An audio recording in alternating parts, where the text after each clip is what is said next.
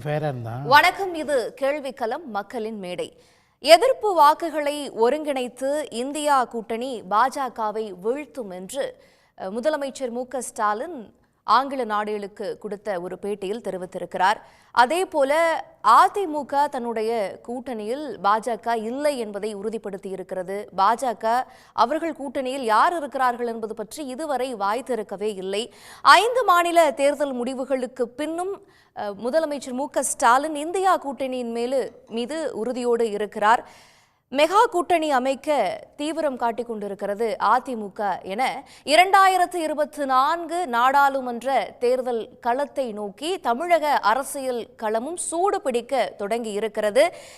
2024 வெல்லப்போவது யாருடைய வியூகம் என்ற தலைப்பில்தான் இன்று நாம் கேள்விக்களத்தில் விவாதிக்க இருக்கிறோம். நம்மோடு அரங்கத்தில் இணைந்திருக்கக்கூடிய விருந்தினர்களை வரவேற்போம். திமுகவை சார்ந்த புகழ்காந்தி அவர்களை நிகழ்ச்சிக்கு வரவேற்கிறோம். அதே போல அரசியல் விமர்சகர் கலை அவர்களையும் நிகழ்ச்சிக்கு வரவேற்கிறோம். அரசியல் விமர்சகர் சூர்யா சேவியர் அவர்களையும் வரவேற்கிறோம். மூத்த பத்திரிகையாளர் தராசு ஷியாம் அவர்களை நிகழ்ச்சிக்கு வரவேற்கிறோம். அதே போல அரசியல் விமர்சகர் சுமன் சி ராமன் அவர்களையும் இந்நிகழ்வுக்கு வரவேற்கிறோம்.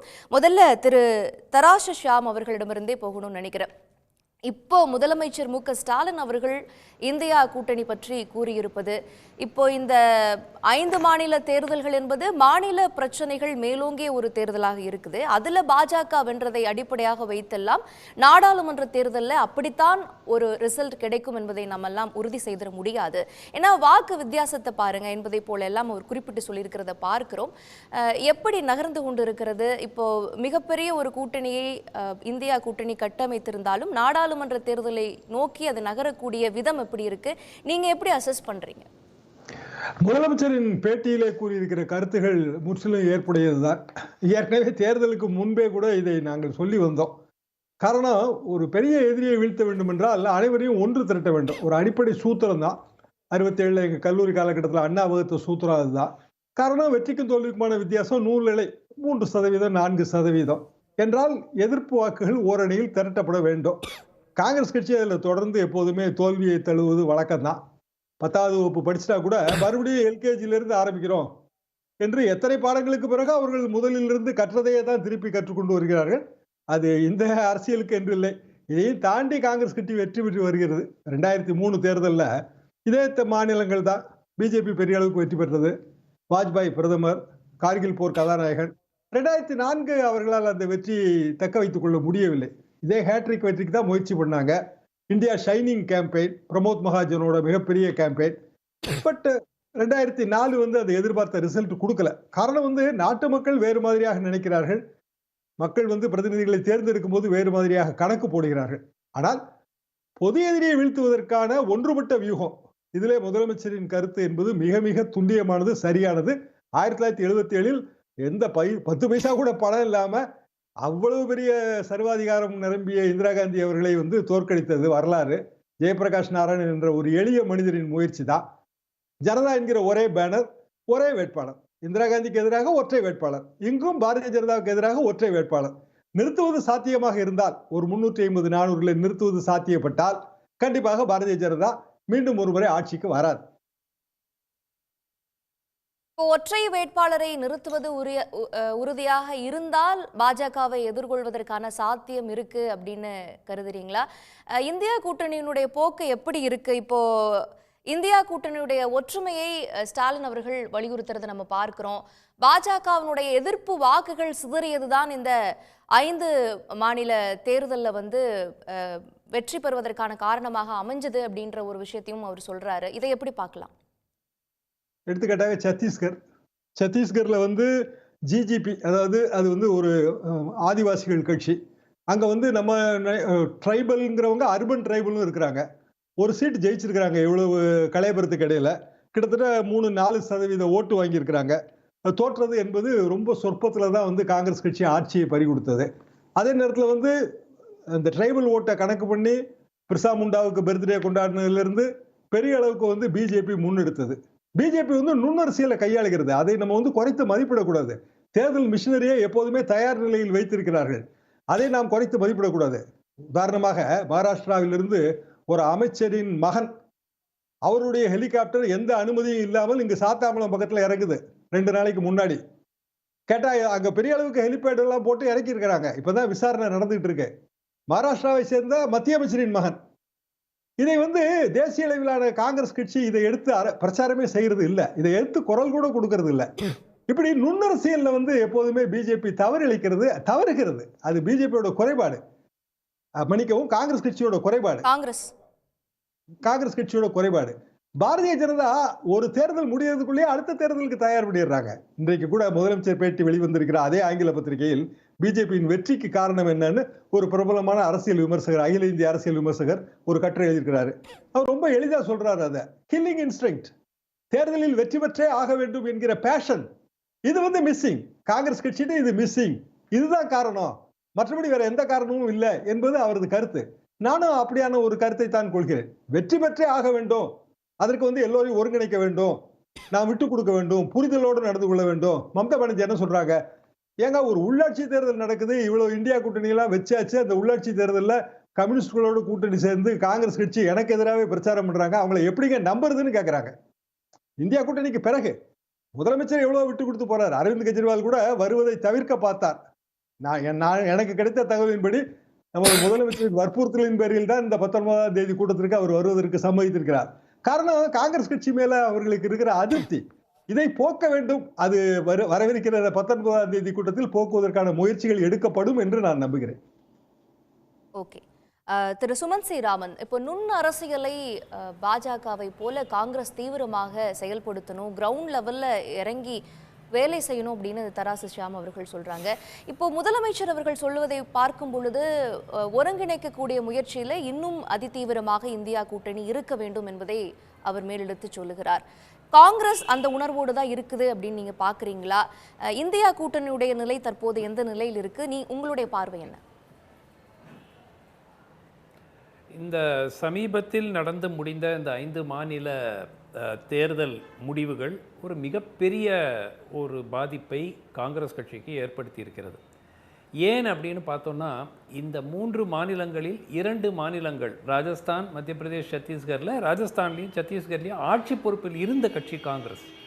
குறைந்தது ஒரு மாநிலத்தையாவது தக்க வைத்து கொண்டிருந்தால் கூட ஓரளவிற்கு அவர்களுடைய நிலைமை பரவாயில்லை என்று கூறியிருக்கலாம். ஆன்டி இன்கம்பன்சி இருந்துச்சு, ஏதாவது ஒன்று சொல்லி சமாளிச்சிருக்கலாம். இல்லாட்டி மத்திய பிரதேசில் ஜெயிச்சுட்டு மற்ற 2த்திலையும் தோத்தா கூட எப்படியாவது ஒரு எக்ஸ்பிளனேஷன் கொடுத்துருக்கலாம்.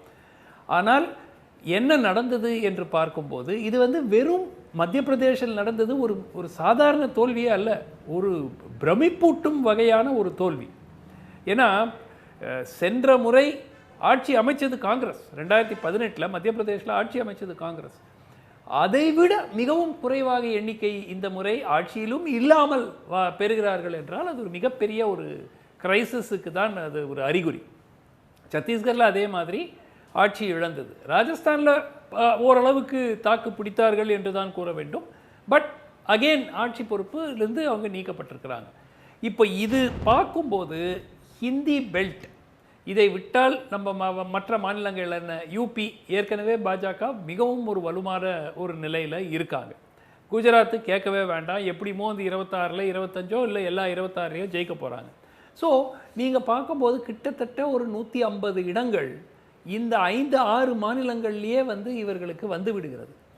இதற்கு பிறகு அகில இந்திய மற்ற எல்லா மாநிலங்களையும் சேர்த்து ஒரு 100 இடங்கள் 120 இடங்கள் தான் அவர்களுக்கு தேவைப்படுகிறது. ஸோ தென்னிந்தியாவில் பாஜக ஒரு 10-15 இடங்கள் மட்டும் வெற்றி பெறுகிறார்கள் என்று எடுத்துக்கொண்டால் கூட அவர்களுக்கு அது ஒரு பெரிய கவலை அளிக்கக்கூடிய ஒன்றாக இல்லை. ஹிந்தி பெல்ட் அதில் 2019 மிகவும் பிரமாதமாக பர்ஃபார்மன்ஸ் பண்ணாங்க பாஜக. அதை இந்த முறை மீண்டும் நிகழ்த்தி சாதனை படைக்க முடியுமா இல்லையா?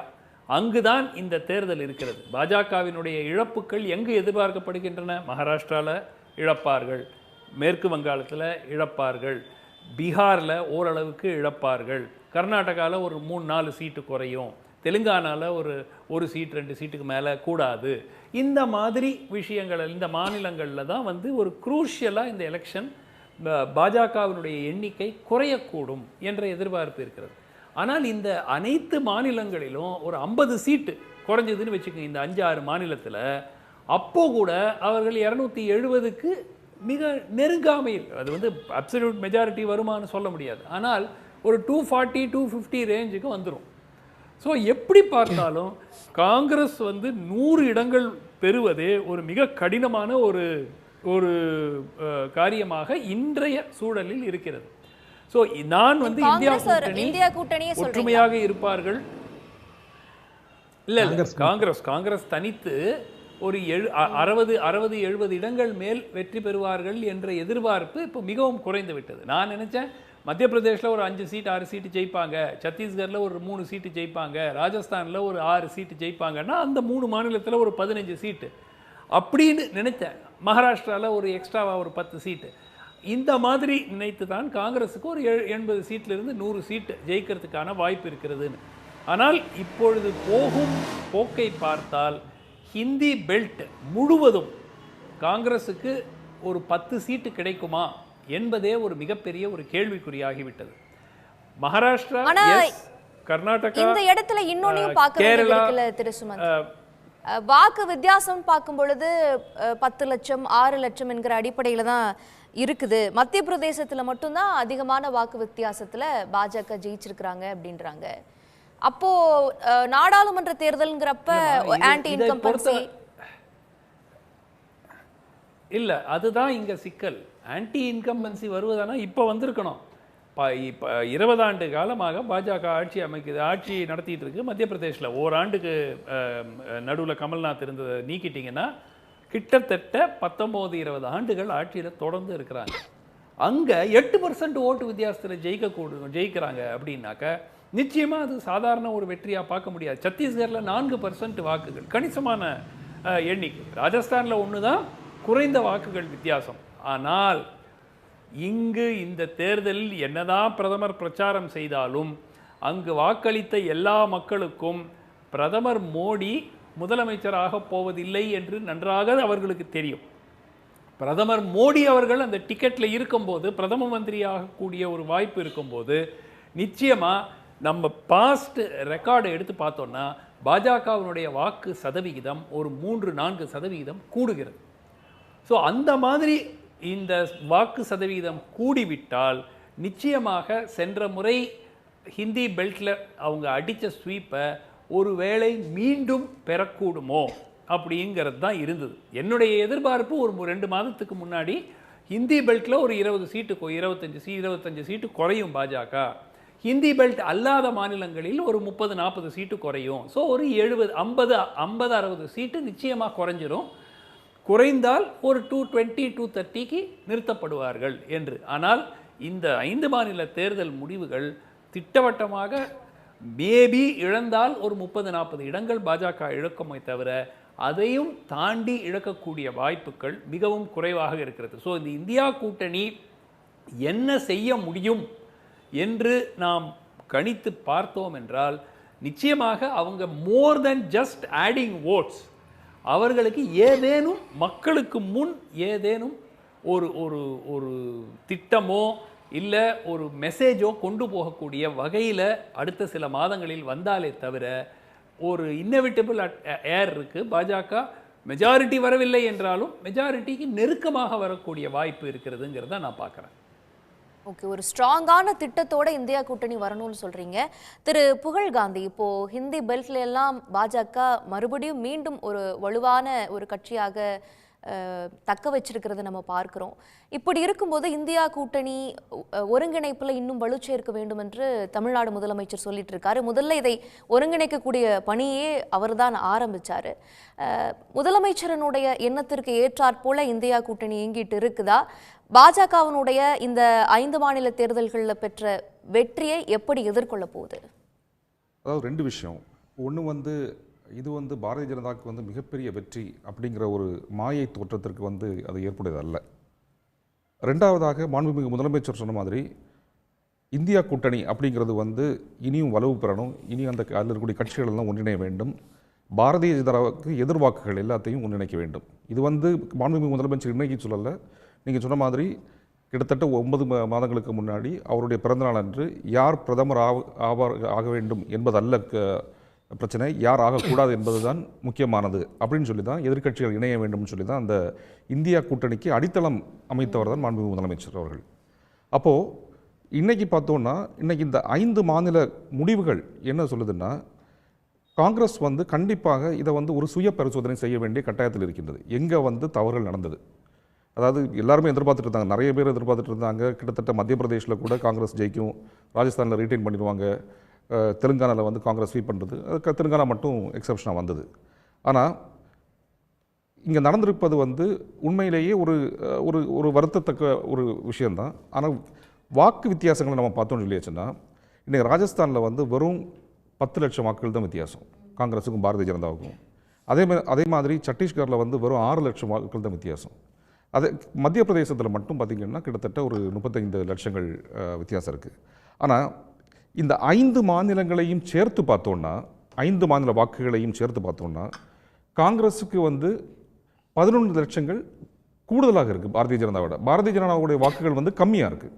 அப்போது இதை வந்து ஒரு உண்மையிலேயே ஒரு மிக மாபெரும் வெற்றி அப்படின்லாம் வந்து பாரதிய ஜனதா வந்து கொண்டாடி விட முடியாது இன்றைக்கி இருக்கக்கூடிய நிலையில். ஏன்னா அதுவும் இந்த வெற்றி எப்படி வருது, எலெக்ஷன் தேர்தல் நடந்து கொண்டிருக்கின்ற பொழுது கூட, தேர்தல் அந்த நாட்களில் கூட இடி வந்து ரைட் பண்ணிட்டு இருக்காங்க. பல அமைச்சர்களின் சகாக்களை எல்லாம் ரைட் பண்ணி அவங்களெல்லாம் மிரட்டி கொண்டு வந்துட்டு இருக்காங்க. அவங்களை தேர்தல் பணி செய்ய விடாமல் இப்படிலாம் கொண்டு வந்து தான் வந்து இந்த ஒரு மார்ஜினே கொண்டு வந்திருக்காங்க. ஸோ அப்படி இருக்கும்போது இப்போது இன்றைக்கி மட்டும் காங்கிரஸ் ஒரு சுய பரிசோதனை செய்து எங்கெல்லாம் வீக்காக இருக்கோ, எங்கெல்லாம் பாரதிய ஜனதாவோட நேரடியாக மோதக்கூடிய இடங்கள் இருக்கின்றதோ, கிட்டத்தட்ட போன தடவை பார்த்தோன்னா 153 இடங்களில் வந்து பாரதிய ஜனதா காங்கிரஸ் நேரடியாக போட்டி போட்டன. ஆனால் அதில் காங்கிரஸ் வந்து 5-6 இடங்களில் தான் ஜெயிச்சாங்க. அதை மட்டும் அந்த டேலியை மட்டும் இம்ப்ரூவ் பண்ணி ஒரு 40-45 இடங்களை வந்து இம்ப்ரூவ் பண்ணிட்டாங்கன்னா பாரதிய ஜனதா திரும்ப வரதுக்கான வாய்ப்பே கிடையாது. ஏன்னா இப்போது பாரதிய ஜனதாவுக்கும் காங்கிரஸுக்குள்ள வித்தியாசம் இன்றைக்கி இப்போ தமிழ்நாட்டை பொறுத்த வரைக்கும் இன்றைக்கி எதனால் வந்து பாரதிய ஜனதா திமுகவுக்கு வந்து ஒரு ஈடே கிடையாது அப்படின்னு நாங்கள் பார்க்குறோன்னா, தமிழ்நாட்டில் மட்டும் இன்றைக்கி வந்து 87,000 பூத் இருக்குது.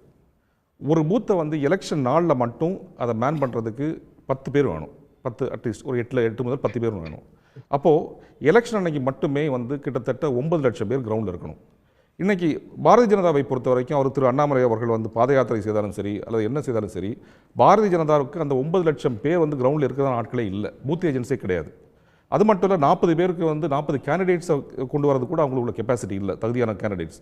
அப்போ ஆனால் திமுகவை பொறுத்த வரைக்கும் கடந்த 6 மாதத்துக்கு முன்னாடி இந்த வேலைகளை ஆரம்பித்து விட்டோம்.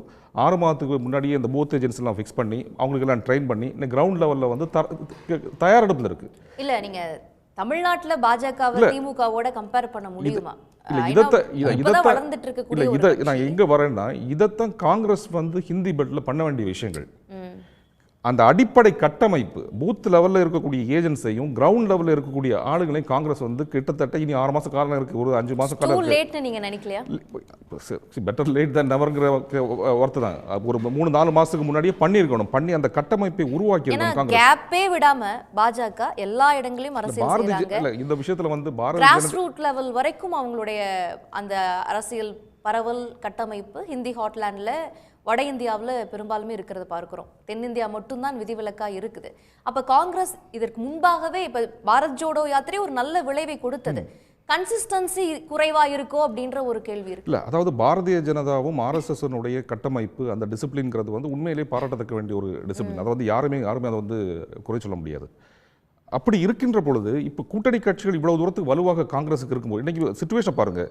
இந்தியா கூட்டணி என்பது வலுவான கூட்டணி, எல்லாமே கூட்டணி கட்சிகள் எல்லாமே வந்து மிக மிக பலம் பொருந்திய கூட்டணிகள். ஆனால் காங்கிரஸை இது பாரதிய ஜனதாவை பொறுத்தவரை என்டிஏ கூட்டணிங்கிறது வந்து எந்த கூட்டணி கட்சியுமே ஒழுங்கான கூட்டணி கட்சியே கிடையாது. மோஸ்ட் ஆஃப் த கூட்டணி கட்சிகளுக்கு வந்து கவுன்சிலர்ஸ் கூட இல்லை, எம்பிக்களை விடுங்க, எம்பி எம்எல்ஏலாம் விடுங்க, கவுன்சிலர்ஸ் கூட கிடையாது. அப்படிப்பட்ட கூட்டணியை வைத்துக்கொண்டே அவர்களால் ஒரு டிசிப்ளின்ட ஒரு ஒர்க் பண்ணும்போது காங்கிரஸ் வந்து இதை வந்து அவங்களுக்கு கூட்டணி தேவையில்லை, அவங்க தன்னிச்சையாகவே ஒரு தனிப்பெரும் கட்சியாக உருவெடுத்திருக்கிறாங்களோ அப்படிங்கிறது தான் இந்த 3 மாநிலங்கள்ல பாஜக அது ஏற்புடையது அல்ல. மத்திய பிரதேசத்துல பெற்ற வெற்றி, மத்திய பிரதேசத்தில் இல்லை, மத்திய குறிப்பிட்டு பிரதேசத்தில் வந்து பெற்ற வெற்றி எதனாலன்னா காங்கிரஸ் வந்து எஸ்பி சமாஜ்வாதி கட்சிக்கும் பகுஜன் சமாஜ்வாதி கட்சிக்கும் அவங்களுக்கு கொடுக்க வேண்டிய அந்த ஷேர் கொடுக்கல. அதை கொடுத்துருந்தாங்கன்னா கிட்டத்தட்ட 60 சீட்ல வந்து காங்கிரஸ், பகுஜன் சமாஜ் கட்சி, சமாஜ்வாதி பார்ட்டி இந்த ஆன்டி இன்கம்பன்சி இருந்தது, அழகா அறுவடை செஞ்சிருக்க பண்ணிருக்கலாம். அதான் சொல்லல, அந்த ஸ்ட்ராட்டஜி மிஸ்டேக்கை தான் வந்து எப்படி ரெக்டிஃபை பண்றதுங்கிறத வந்து ஒரு சுய பரிசோதனை செய்ய வேண்டும். அதைத்தான் மாண்புமிகு முதலமைச்சர் சொல்லுகிறார். 35 லட்சம் வாக்குகள் அப்படின்றப்ப அது எஸ்பி ஃபேக்டரை மட்டுமே நம்ம பார்க்க முடியாது இல்ல. பாஜகவுக்கு தான் வாக்களிக்க வேண்டும் என்பதில் அவர்கள் உறுதியாகத்தான் இருக்கிறார்களோ அப்படிங்கிறத நம்ம இந்த இடத்துல புரிஞ்சுக்கணும். இல்ல, மாநில தேர்தலில் வாக்களிக்கக்கூடிய விதம் வேறு, ஒன்றிய தேர்தலில் வாக்களிக்கக்கூடிய விதம் வேறு. ஆனால் அந்த எஸ்பிக்கும் பிஎஸ்பிக்கும் கொடுத்துருந்தா இன்னைக்கு இருக்கக்கூடிய கால்குலேஷனை பார்த்தோம்னா கிட்டத்தட்ட 60 சீட்டு இங்கே வந்துடுது. அப்போ அந்த 60 சீட்டு வரும்போது ஆட்சி அமைச்சிருக்க முடியாது அது பாரதிய ஜனதாவால். அங்கே தான் காங்கிரஸ் வந்து விட்டு கொடுத்து போக வேண்டும். விட்டு கொடுத்து கூட்டணிகளை அரவணைத்து எங்கெல்லாம் பாரதிய ஜனதாவுக்கான எதிர் வாக்குகள் இருக்கின்றதோ அதை எல்லாத்தையும் ஒருங்கிணைக்க வேண்டும். அதைத்தான் மாண்பு முதலமைச்சர் என்று இன்னைக்கு சொல்லியிருக்காரு. இன்னொரு சவாலா பார்க்க வேண்டிய விஷயம், இந்த ஹிந்தி ஹாட்லேண்டில் இருக்கக்கூடிய மாநிலங்களில் எல்லாம் மோடியின் முகத்தை வைத்து தான் தேர்தலை சந்திச்சிருக்கிறாங்க. யார் முதலமைச்சர் வேட்பாளர்னு சொல்லி தேர்தலை சந்திக்கலன்ற ஒரு விஷயமும் முன்னெடுத்து வைக்கப்படுறதை பார்க்கிறோம். அங்கே சிவராஜ் சௌஹான் போன்றவர்கள் எல்லாம் களப்பணி ஆற்றினாலும் கடைசியில் முதலமைச்சர் பதவி யாருக்கு அப்படின்றத அது சஸ்பென்ஸாக வச்சு யாருக்கு வேண்டுமானாலும் அங்கே பதவி கிடைக்கும். ஆனால் இந்த வாக்கு, இந்த பாஜகவுக்கான வெற்றி இதெல்லாம் மோடிக்கோ அமித்ஷாவுக்கோ ஆன வெற்றி அப்படின்றத அவங்க சொல்றாங்க. இல்ல, அப்போ இங்க காங்கிரஸ் வந்து ஒரு இந்தியா கூட்டணி காமன் மினிமம் ப்ரோக்ராமோடையோ அல்லது ஒரு வலுவான ஒரு திட்டத்தோடையோ களமிறங்க வேண்டிய அவசியம் இருக்கு இல்லையா இவர்களை எதிர்கொள்ள? ரெண்டு விஷயம். அதாவது இது மோடிக்கான வெற்றி அப்படிங்கிறத வந்து ஏற்றுக்கொள்ள முடியாது. ஏன்னா அங்கே பார்த்தீங்கன்னா மத்திய பிரதேசத்தில் வந்து ஆர்எஸ்எஸும் பாரதிய ஜனதாவும் கிராஸ் ரூட் லெவலில் ரொம்ப சிஸ்டமேட்டிக்காக ஒர்க் பண்ணியிருக்காங்க. அந்த கடுமையான டிசிப்ளின் ஒர்க்கின் விளைவு தான் இந்த வெற்றியின் காரணம். இரண்டாவதாக காங்கிரஸ் வந்து அந்த ஒர்க்குக்கு ஈடு இணையாட்டு எதுவுமே பண்ணலை. அவங்க எந்த இன்ட்ரோஸ்பெக்ஷனும் பண்ணல, கிரவுண்ட் லெவலில் கட்டமைப்பையும் சரி பண்ணல, ஏதோ ஒரு சூப்பர்ஃபிஷியலாக ஜெயிச்சிடலாங்கிற மாதிரி நினச்சிட்டு இருந்திருக்காங்க. அதுதான் இன்னைக்கு வந்து ஒரு ஐ ஓப்பனராக வந்துட்டு இருக்கு. அப்போ இது ஒரு அலாம் பெல். இன்னைக்கு வந்து அட்லீஸ்ட் இப்போவாது எதனால் தோல்வி பெற்றோம், அந்த கிராஸ் ரூட் லெவலில் எப்படி நம்ம வந்து கட்டமைப்பை வலுப்படுத்த முடியும் அப்படிங்கிறத பார்த்தாச்சுன்னா வெற்றி பெறுவது என்பது மிக சுலபமான விஷயம், பெரிய விஷயம் கிடையாது. ஏன்னா வாக்கு வித்தியாசங்கிறது வந்து இன்னைக்கு அந்த 5 மாநிலங்களை சேர்த்து எடுத்தோம்னா சொன்ன மாதிரி 11 லட்சம் வாக்குகள் வந்து காங்கிரஸுக்கு தான் கூட இருக்கு, பாரதிய ஜனதா கம்மியா இருக்கு. தனித்தனியாக எடுக்கும்போது பாரதிய ஜனதா ஜெயிச்சு வருது. அப்போ பாராளுமன்ற தேர்தல் வருகின்ற பொழுது இனியும் இந்த ஆன்டி இன்கம்பன்சி ஃபேக்டர்ஸ்ல வொர்க் அவுட் ஆகும். கான்ஸ்டிட்யூயன்சில வந்து கன்சாலிடேட் ஆகுமா அப்படிங்கறத நம்ம பார்க்கணும். இதெல்லாம் அசம்ப்ஷன்ஸ். கான்ஸ்டிட்யூயன்சில கன்சாலிடேட் ஆகுமா அப்படிங்கிறதெல்லாம் அசம்ப்ஷன்ஸ். ஆனா இது ஒரு மாபெரும் வெற்றி அல்ல, ஏதோ வந்து மறைத்து போய் நிற்பதற்கு அப்படிங்கிறத எங்களுடைய கருத்து. ஓகே திரு கலை, நீங்க இதை எப்படி பார்க்குறீங்க? முதல்வர் சொன்னது சரிதான். எதிர்க்கட்சிகளை இணைத்தால் பாஜகவை தோற்கடிக்க முடியும். ஒரு சிம்பிள் கால்குலேஷன், 2019 38% வாக்குகளை பெற்ற பாஜக 303 சீட்டை பிடிச்சாங்க. 14 கட்சிகள் இந்தியா கூட்டணியில் இருக்கக்கூடிய முக்கியமான 14 கட்சிகள் இணைந்து அப்போ 39% வாக்குகள் வாங்கினாங்க. ஆனால் அவங்களால 162 இடங்களை தான் பிடிக்க முடிஞ்சிச்சு. ஏன்னா அவங்களுக்குள்ளே டிவைடாக இருந்தாங்க. அப்போ நீங்கள் ஒன்றிணைந்தால் ஜெயிக்கலாம். 400 சீட்டில் நாங்கள் ஒன்றா பொது வேட்பாளரை நிறுத்த போகிறோம்னு சொல்கிறாங்க. அந்த என்னென்ன சீட்டுங்கிறத நாங்கள் ஐடென்டிஃபை பண்ணுறது கூட்டம் நடத்த போகிறோம், கோஆர்டினேஷன் கமிட்டி கூட்டத்தில் அதை முடிவு பண்ணுவோம் அந்தந்த மாநிலத்தில் சொல்கிறாங்க. அந்த கோஆர்டினேஷன் கமிட்டியே டேக் ஆஃப் ஆக மாட்டேங்குது. அதுக்கு தலைவரை போடுறது, கோஆர்டினேட்டரை போடுறதுலே பிரச்சனை வருதுக்கு அந்த கூட்டணிக்குள்ளே. அதில் வந்து தகராறு. காங்கிரஸினுடைய தலைவரை போடுறதா இருந்தால் மற்ற கட்சி ஏற்றுக்கிற மாட்டேங்கிறாங்க. ஆனால் இதுவரைக்கும் நடந்த கூட்டங்கள் எல்லாம் யாருமே மிஸ் ஆகவே இல்லை. அதில் இந்தியா கூட்டணியில் இருக்கக்கூடிய கட்சிகள் எல்லாம் ஒரு முன்னெடுப்போடு வர்றாங்க. அது கரெக்டு. அதான் இந்தியா கூட்டணியில் இருக்கக்கூடிய மேஜர் பிரச்சனை என்னென்னா அகில இந்திய அளவில் ஒன்றா இருக்கிறாங்க, ஆனால் மாநில அளவில் ஒன்றா இருக்க மாட்டேங்கிறாங்க. ஒன்றா இருந்தால் பாஜக பின்னுக்கு தள்ளலாம். உதாரணமாக நான் சொல்கிறேன், தமிழ்நாடு, மகாராஷ்டிரா, பீகார் இங்கெல்லாம் பாஜக பின்னுக்கு தள்ள முடியும். நிச்சயமாக பாஜக ஒரு தமிழ்நாட்டில் பாஜக பின்னுக்கு தள்ள வேண்டிய அவசியம் இல்லை. இருந்தாலும் அது அதிமுக கூட்டணி சேர்ந்தாலும் கூட பின்னுக்கு தள்ளிடலாம். அப்போ சேருன்றீங்க? இல்லை, சேர்ந்தாலும் கூட நான் சேரும்னு எதுவும் சொல்லலை. என்ன, ஆனால் நான் என்ன சொல்கிறேன், பொதுவாக என்ன சொல்கிறேன்னா, நீங்கள் இவங்க வந்து ஒற்றுமையாக மாநிலங்களில் இல்லைங்கிறது தான் பிரச்சனை. இந்த கூட்டணி வந்து நீங்கள் பல மாநிலங்கள், உதாரணமாக மேற்கு வங்காளத்தில் காங்கிரஸும் கம்யூனிஸ்டுகளும் அறிவிச்சிட்டாங்க, நாங்கள் நிச்சயமாக திரிணாமுலோட கூட்டணி சேர மாட்டேன்னு சொல்லிட்டாங்க. திரிணாமுல் தனியாக தான் நிற்கணுங்க. காங்கிரஸ் மற்ற இது மார்க்சிஸ்டுகள் தனியாக தான் நிற்கணும். அதெல்லாம் நாங்க உடன்பாடு செஞ்சுக்குவோன்றாங்க. அதெல்லாம் சான்ஸே இல்லைன்றாங்க. There is no chance. அங்கே இருக்கிற கேடர்ஸே கூடாதுன்ட்டாங்க. அந்த மாதிரி அந்த தலைமைக்கு பெரிய அளவுக்கு அவங்க எதிர்ப்பு தெரிவிச்சிருக்காங்க. உதாரணமாக நீங்கள் இப்போ எடுத்துக்கோங்க, நான் சொல்ல வந்தது அதுதான். இந்த தலைமை அகில இந்திய தலைமை ஒற்றுமையாக இருந்தால் கூட மாநிலத்தில் இல்லை. இப்போ உதாரணமாக டெல்லி ஒரு உதாரணம், பஞ்சாப் ஒரு உதாரணம். ஆம் ஆத்மி இந்தியா கூட்டணியில் அவங்க இணங்கி இருக்கிறாங்க. ஆனால் காங்கிரஸும் இணங்கி இருக்குது. இருங்க நான் சொல்லிடுறேன். மாநிலத்தில் சட்டமன்ற தேர்தலுக்கு ஒரு மாதிரியும் நாடாளுமன்ற தேர்தலுக்கு ஒரு மாதிரியும் வாக்களிக்கக்கூடிய அந்த ட்ரெண்ட் இந்தியாவில் இருந்திருக்கா இல்லையா? அது இருக்குது, அது வேறு விஷயம். அதுக்கு பிறகு அது நீங்கள் பிறகு அது தனியாக இன்னொன்று சொல்கிறீங்க நீங்கள். நான் சொல்கிறது என்னென்னா, இந்த அகில இந்திய காங்கிரஸ் கட்சி வந்து இந்த கூட்டணி வேணும்னு சொல்லுது. ஆனால் காங்கிரஸ் மாநில கட்சி, டெல்லி மாநில கட்சி என்ன சொல்லுது? எங்களுக்கு எதிரி பாஜக இல்லை, ஆம் ஆத்மி தான் சொல்லுது. அதே பஞ்சாப் காங்கிரஸ் கட்சியும் அப்படி தான் சொல்லுது, எங்களுக்கு எதிரி மற்றவங்க இல்லை, ஆம் ஆத்மி தான் சொல்கிறாங்க. ஸோ இப்போ எப்படி அங்கே கூட்டணி உருவாகுங்க? எப்படி அங்கே ஒரு தேர்தல் தொகுதி பங்கீடு நடக்கும்? எனக்கு தெரிஞ்சு மகாராஷ்டிராவில் நிச்சயமாக நடக்கும். நிச்சயமாக வந்து இங்கே பீகாரில் நடக்கும். இங்கே அது ஒன்று சேர்ந்தாலும் அவங்களுக்கு ஒரு பலம் கிடைக்குது, பாஜக வீழ்த்தக்கூடிய பலம் கிடைக்குது. இப்போ மத்திய பிரதேசத்தில் யார் ஒன்று சேர்ந்து நீங்கள் பாஜக வீழ்த்த போகிறீங்க? அங்கே தனி பெரும்பான்மையாக பாஜகவுக்கு எதிராக இருக்கிறது காங்கிரஸ் தான். ஒரு சில மாநிலங்கள் ஹிந்தி ஹார்ட்லேண்டில் பாஜக உள்ளபடியே உறுதியாக இல்லைங்க, உறுதியாக சாதாரணமாக நீங்கள் இல்லை. சில பல மாநிலங்கள்ல தெற்குல பாஜகவுக்கு பாஜக பெரிய அளவுக்கு இடம் இல்லை. எந்த மாநிலத்திலும் பாஜகவுக்கு இடம் இல்லைங்கிறது. ஆனால் அவங்க இப்போ லேட்டஸ்ட் கருத்து கணிப்புகள் என்ன சொல்கிறாங்கன்னா, இப்போ நீங்கள் எங்கே பார்த்தீங்கன்னா கர்நாடகாவில் மாநில தேர்தலில் அவங்க இழந்தாங்க. நீங்கள் சொன்ன அந்த விஷயத்துக்கு வர்றேன். ஆனால் நாடாளுமன்ற தேர்தல் வரும்போது அவங்க ஜெயிப்பாங்க. அதான் நடந்துக்கிட்டே இருக்குது. இப்போ கூட என்ன சொல்கிறாங்க, அவங்க மதசார்பற்ற ஜனதாதளம் அங்கே பக்கத்தில் இருந்து தெலுங்கானா என்ன ரிசல்ட் கொடுத்தது பாஜகவுக்கு? இப்போ என்ன சொல்கிறாங்க, பாஜகவை புறக்கணிக்கிறது. இப்போ இது அவங்க 3ஆவது இடத்துக்கு போனாங்க, டிஸ்டன்ட் 3rd போனாங்க. இப்போ சட்டமன்ற காங்கிரஸுக்கான ஒரு ப்ராஸ்பெக்ட் இல்ல. திடீர்னு பாத்தீங்கன்னா காங்கிரஸ் வந்து பாஜகவா பிஆர்எஸ் இருந்த நிலை மாறி பாஜகவா காங்கிரஸா, அப்புறம் காங்கிரஸே வெற்றி பெறுது அப்படின்றப்ப எனிதிங் கேன் பாசிபிள். இல்ல, பிஆர்எஸ் லூஸ் பண்ணியிருக்குது. அந்த மாநில சட்டமன்ற தேர்தலில் கூட பாஜக லூஸ் பண்ணல, ஒரு இடத்துல இருந்து 7 இடத்துக்கு முன்னேறி இருக்குது. இப்போ திரும்ப கருத்து கணிப்புகள் என்ன சொல்கிறாங்க, அவங்க திரும்ப 2nd பிளேஸ் நாடாளுமன்ற தேர்தலில் 3-4 சீட்டுக்கு வந்துடுவாங்கங்கிறாங்க. பிஆர்எஸ் லூஸ் பண்ணுறது காங்கிரஸுக்கு கெயினாக இருக்கும், ஒரு 7-8 சீட்டுகள் கெயினாக இருக்கும். மகாராஷ்டிராவில் இது கர்நாடகாவில் மதசார்பற்ற ஜனதாதளம் இப்போ வந்து பாஜகவோட கூட்டணி. அப்போ என்ன ஆகுதுன்னா பாஜகவுக்கு அங்கே பெரிய அளவுக்கு அதிகமான சீட்டுகள் கிடைக்கும். இல்லை, அவங்க குறைவான சீட்டில் தானே வெற்றி பெற்றிருந்தாங்க. யாரு? மதச்சார்பற்ற இருந்தாலும் கூட அவங்க 2 பேரும் சேரும்போது ஏற்கனவே அவங்க 34% வாக்கு தோற்ற போது கூட பாஜக அந்த மாநிலத்தில் தக்க வச்சுக்கிட்டு இருந்தாங்க. அவங்க ஓட் ஷேர் குறையலை. இப்போ இதுவங்களும் சேரும்போது தமிழ்நாட்டில் என்ன பண்ணும் பாஜக? தமிழ்நாட்டில் என்ன பண்ணும்? தமிழ்நாட்டில் அவங்களுக்கு ஒன்றும் வாய்ப்பே இல்லை. ஏன்னா அதிமுகவோட சேர்ந்து இருந்திருந்தா ஏதோ 1-2 சீட்டு அவங்க பிளான் பண்ணியிருக்கலாம்.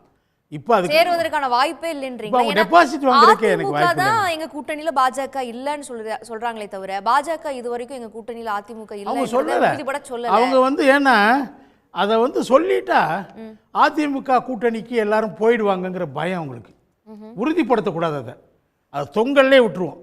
அதிமுக திரும்பி சொல்லுது, ஆனால் பாஜக சொல்றது இல்லை. ஏன்னா அதை தொங்கல்ல விடுறதா தனக்கு லாபம் பாஜக நினைக்குது.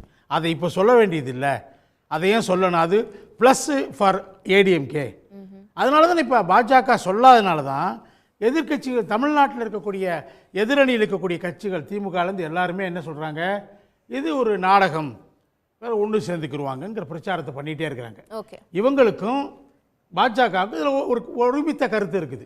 அதிமுக பலம் பெற்று விடக்கூடாது என்பதில் இந்த திமுக கூட்டணிக்கும் பாஜகவுக்கும் ஒருமித்த கருத்து இருக்குன்னு நான் சொல்லிகிட்டே இருக்கிறேன் ஏற்கனவே. அதுதான் செஞ்சிட்ருக்குறாங்க. அந்த ஆனால் யார் நாடகம் ஆடுறா நாங்கள் நினைக்கிறேன்னா அதிமுக ஆடலை, அவங்க ஃபார்மாக தான் இருக்கிறாங்க. இவங்க தான் நாடகம் ஆடிட்டு இருக்கிறாங்க. பாஜகவும் திமுக கூட்டணியும் சேர்ந்து ஒன்றா சேர்ந்து நாடகம் ஆடுறாங்க. ஒரே நாடகத்தில் 2 பேரும் பங்கு பெறாங்க. கூட்டணி பாஜகவோட சேர்ந்து அதிமுக வரக்கூடாதுன்னு சேர்ந்துன்னு இல்லை, சேராமலேயே இணைகிறாங்க. நேரடியா வெளிப்படையா சேராமலேயே எதிரான எண்ணத்துல கருத்தியல் எல்லாரும் ரீதியாக அவங்க ஒரே விஷயத்துல ஒரே நேர்கோட்டில் ஒரே சிந்திக்கிறாங்க. நோக்கத்தோட செயல்படுறாங்க கருத்தியல் ரீதியாக. ஏன்னா அவங்க அதிமுக பலம் பெற்று விடக்கூடாது என்பதில் 2 பேரும் உறுதியா இருக்காங்க. அதுல 2 பேரும் ஒன்று சேர்றாங்க, நேரா சேரல, ஆனாலும் அவங்க நோக்கம் ஒன்றா தான் இருக்குது. அதை இது பண்ணுறது நீங்கள் இன்னும் என்ன புரிஞ்சுக்கணும்னா வட மாநிலங்களில் பல மாநிலங்களில் ஓகே பாஜக விரிவா பேசுவாங்க. ஒரே விஷயம் 50%லேருந்து 60% வாக்குகள் இருக்குங்க. அதான் 50+ அடையணும்னு சொன்னாங்க அவங்க.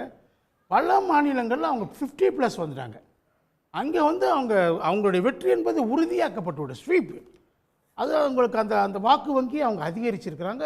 காங்கிரஸோடைய வாக்கு வங்கி பலவீனப்பட்டிருக்கு. வட மாநிலங்களில் காங்கிரஸ் பலவீனப்பட்டிருக்கு. தென் மாநிலங்களில் அவங்க என்னதான் கொஞ்சம் கெயின் பண்ணியிருந்தாலும் அது அவங்களுடைய சீட் ஷேர் அதிகமாக்குறதுக்கு வாய்ப்பே இல்லை. ஓகே உதாரணமாக பாஜகவுக்கு சீட் ஷேர் குறையும், 3 மாநிலங்களில் குறையுது இருக்குது. ஏற்கனவே 2019 வாங்கினதை விட 3 மாநிலங்கள் அவங்க குறைவாக கண்டிப்பாக வாங்குவாங்க. அதனால அவங்களுக்கு கிட்டத்தட்ட 40-50 சீட் போகுது. ஓகே ஓகே திரு சூர்யா சேவியர், இப்போ ஹிந்தி ஹாட்லாண்ட்ல பாஜக வலுப்பெற்று இருக்கிறது, ஆனால் தென்னகத்துல வந்து பாஜகவுக்கு வாய்ப்பே இல்லை அப்படிங்கிற ஒரு சூழல் உருவாகி இருக்கிறத பார்க்கிறோம்.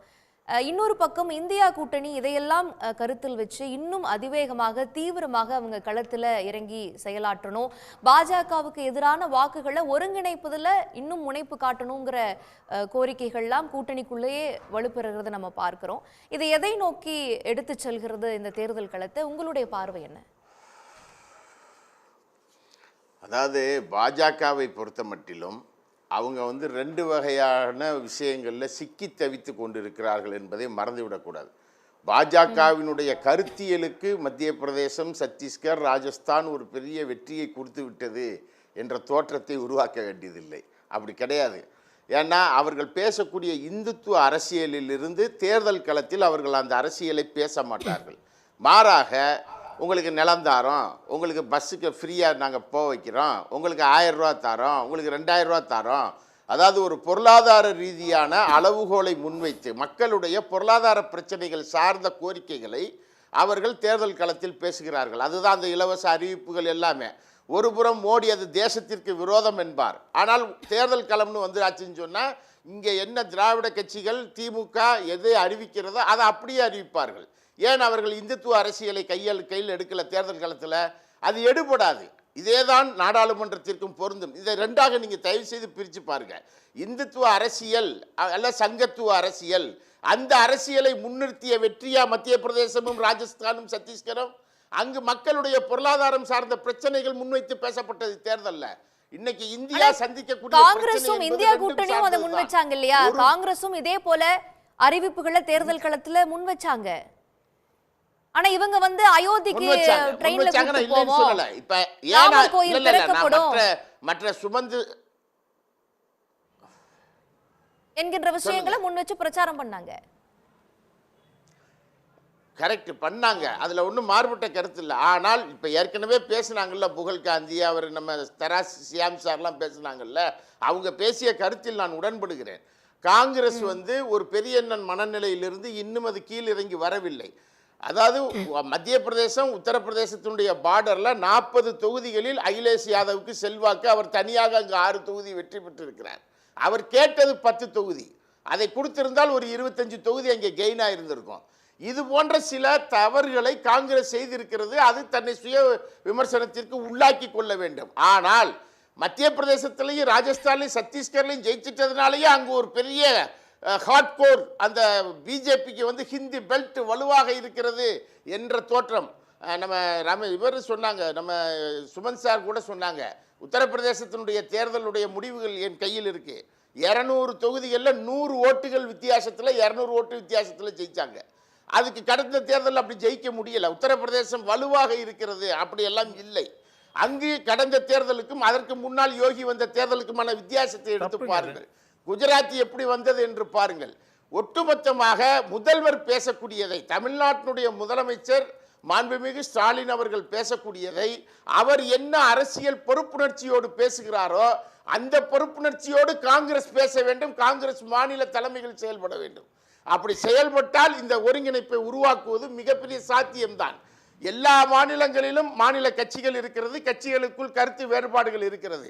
ஆனால் இவர்கள் எல்லாம் இப்படி இருக்கிறது என்று தெரிந்துதான் எல்லோரும் அகில இந்திய அளவில் ஒருங்கிணைந்திருக்கிறார்கள். எனவே அகில இந்திய அளவில் ஒருங்கிணைப்பதுதான் சிரமமானது. ஒருங்கிணைத்ததற்கு பின்னாடி மாநிலங்களில் இருக்கக்கூடிய பிரச்சனைகளை சீர் செய்து சரி செய்து கொண்டு அவர்கள் களத்திற்கு செல்வது எளிதான ஒரு விஷயம்தான். ஏன்னா ஆம் ஆத்மி முதல்ல வரல, அப்புறம் வந்து சேர்ந்தாரு.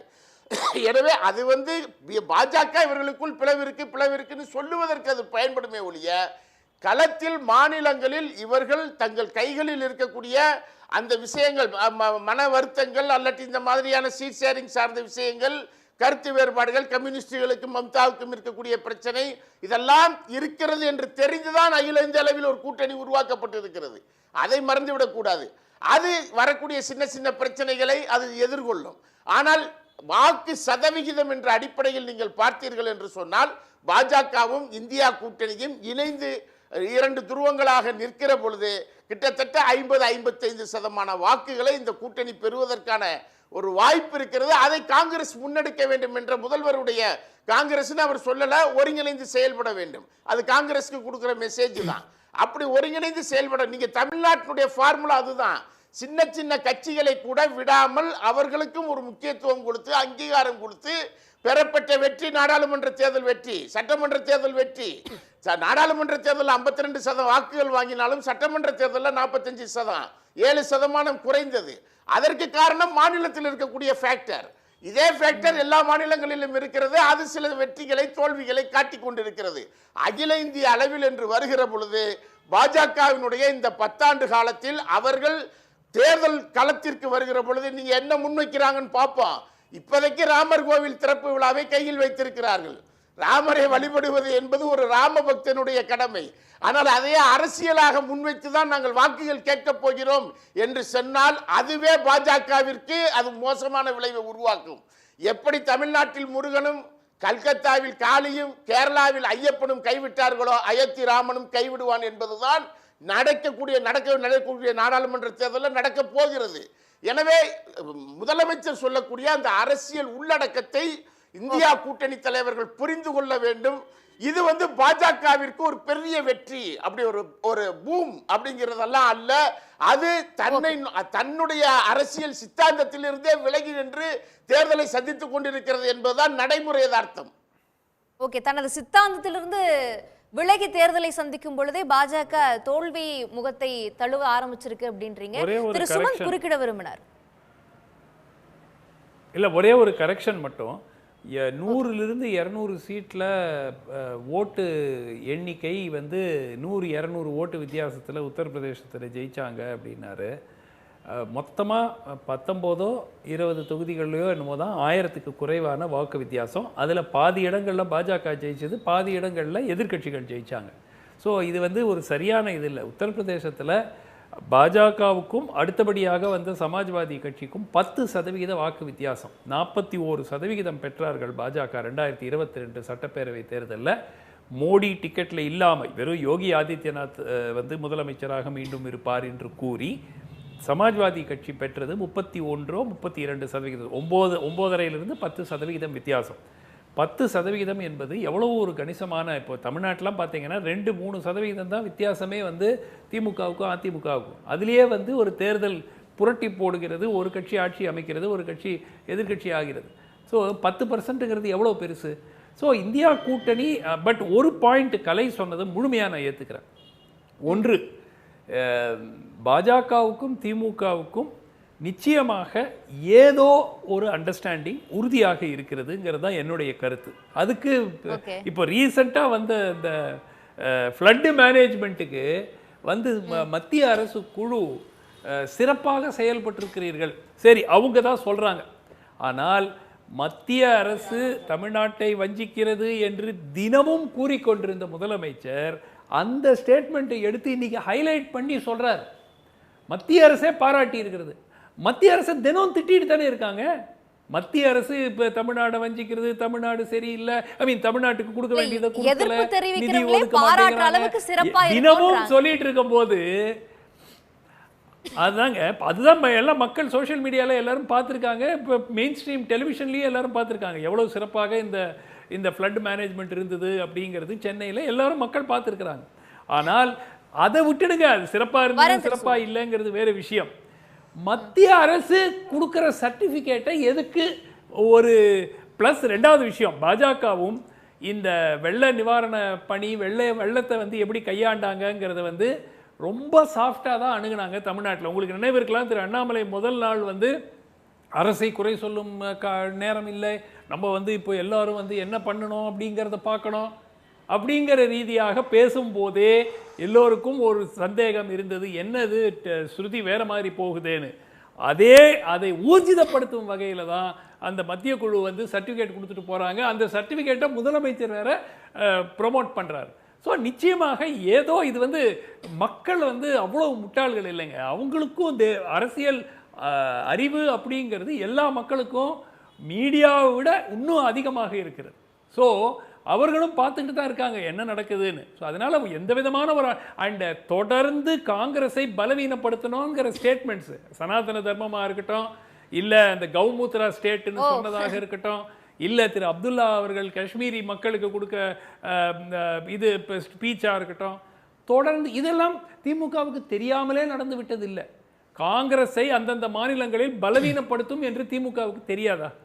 இந்த மாதிரி பேசுனா மத்திய பிரதேசில் தெருக்கு தெரு இந்த போஸ்டர் அடிச்சுட்டு சனாதன தர்மத்தை ஒழிப்பார்கள் என்று காங்கிரஸுக்கு எதிராக பிரச்சாரம் செய்தார்களா இல்லையா? அதுதான் நான் எலெக்ஷனை மாத்துச்சுன்னு நான் சொல்லல, ஆனால் அதுவும் ஒரு காரணம்.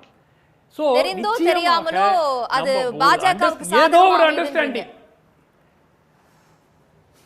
இல்ல, நிச்சயமா பாஜக காங்கிரஸை பலவீனப்படுத்தணும். அது பாஜகவுக்கு சாதகமாக அமைகிறதுங்கிறது is an indirect result. But காங்கிரஸுக்கு தொடர்ந்து தர்ம சங்கடம் கொடுக்கும் வகையில் இத்தகைய பேச்சுக்கள் தொடர்ந்து ஒரு வாட்டி வந்துச்சு, ஓகே ஏதோ ஒன்று நடந்துருச்சுங்களா, ரெண்டாவது வாட்டி வருது, மூணாவது வாட்டி வருது, தொடர்ந்து கொண்டிருக்கும் போது இது ஏதோ ஒரு காரணம் இருக்கிறது. இல்ல, அது பாஜகவினுடைய கொள்கைக்கு புள்ளிகள் எல்லாம் எதிரான ஒரு கொள்கையை ஸ்ட்ராங்கா வைக்கிறாங்க, காங்கிரஸ் சப்போர்ட் பண்றாங்க. ஓகே, இல்ல காங்கிரஸ் சனாதன தர்மத்தை ஒழிக்கணும்னு எங்கேயாவது சொன்னாங்களா? யாராவது சொன்னாங்களா? காங்கிரஸ் ஏத்துக்கிட்டாங்கன்னா அவங்க இல்லம்மா, பிரியங்கா கார்கே அகில இந்திய காங்கிரஸ் கட்சி தலைவர் இல்ல, கமல்நாத் திட்டவட்டமாக சொன்னார். இல்லாட்டி நாளைக்கு வரட்டுமே காங்கிரஸ் கட்சி வெளியே சொல்லட்டும். வட மாநிலங்களில் கேம்பெயினிங்கே பண்ண முடியாது. அவங்க போய் சனாதன தர்மத்தை ஒழிக்கிறேன்னு சொல்லிட்டு கிட்டத்தட்ட ஒரு 250-300 இடங்களில் காங்கிரஸ் பிரச்சாரமே போகவே முடியாது. அந்த மாதிரி ஒரு சிச்சுவேஷன் ஆயிரும். ஸோ அது காங்கிரஸ் கட்சி அதிலிருந்து டிஸ்டன்ஸ் பண்ணிக்கிட்டாங்க. அது தாமதமாக செஞ்சாங்க, சரியா செய்யலை. அங்கேயே 2 தலைவர்கள் முரணா பேசுனாங்க, பிரியங்கா கார்கே மாதிரி. ஸோ இதெல்லாம் சிக்கல்கள் அவர்களுக்கு உண்டாச்சு அப்படிங்கிறதுல மாற்று கருத்து இல்லை.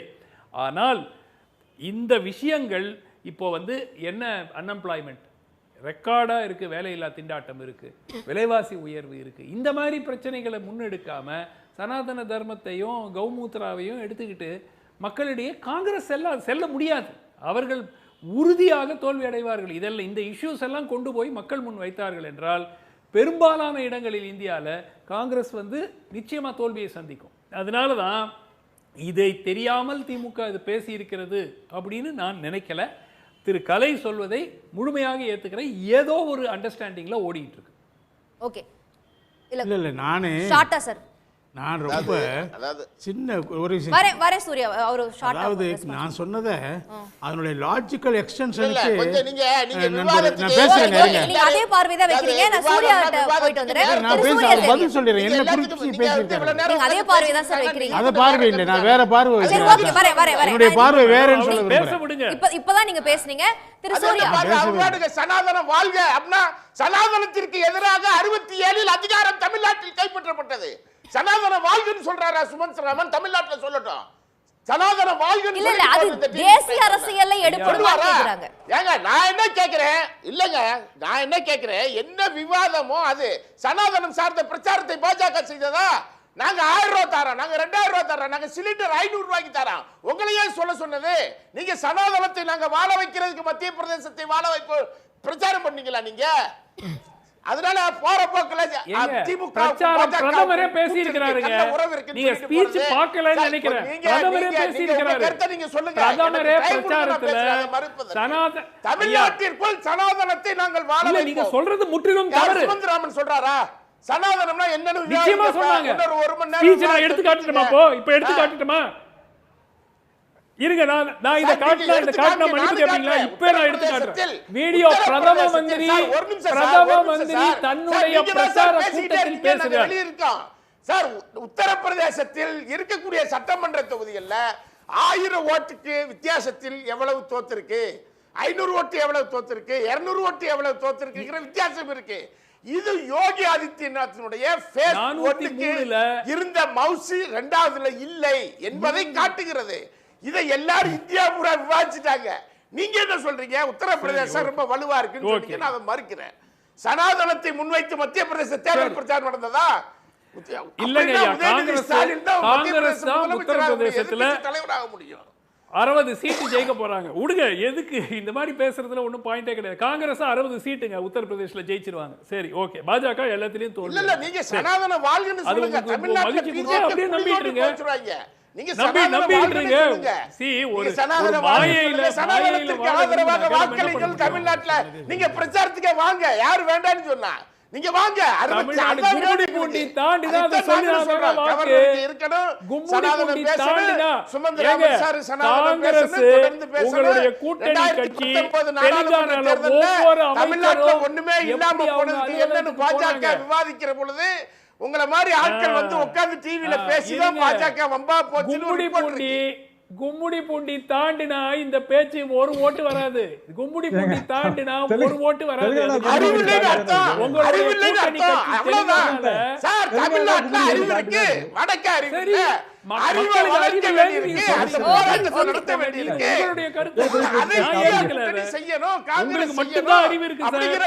யாருக்குமே அறிவு கிடையாது. சரி, தரப்புக்கு வாங்க. உங்களுக்கு மட்டும்தான் அறிவு இருக்கு, வேற யாருக்கும் அறிவு இல்ல. அப்படிதான் சொல்றீங்க.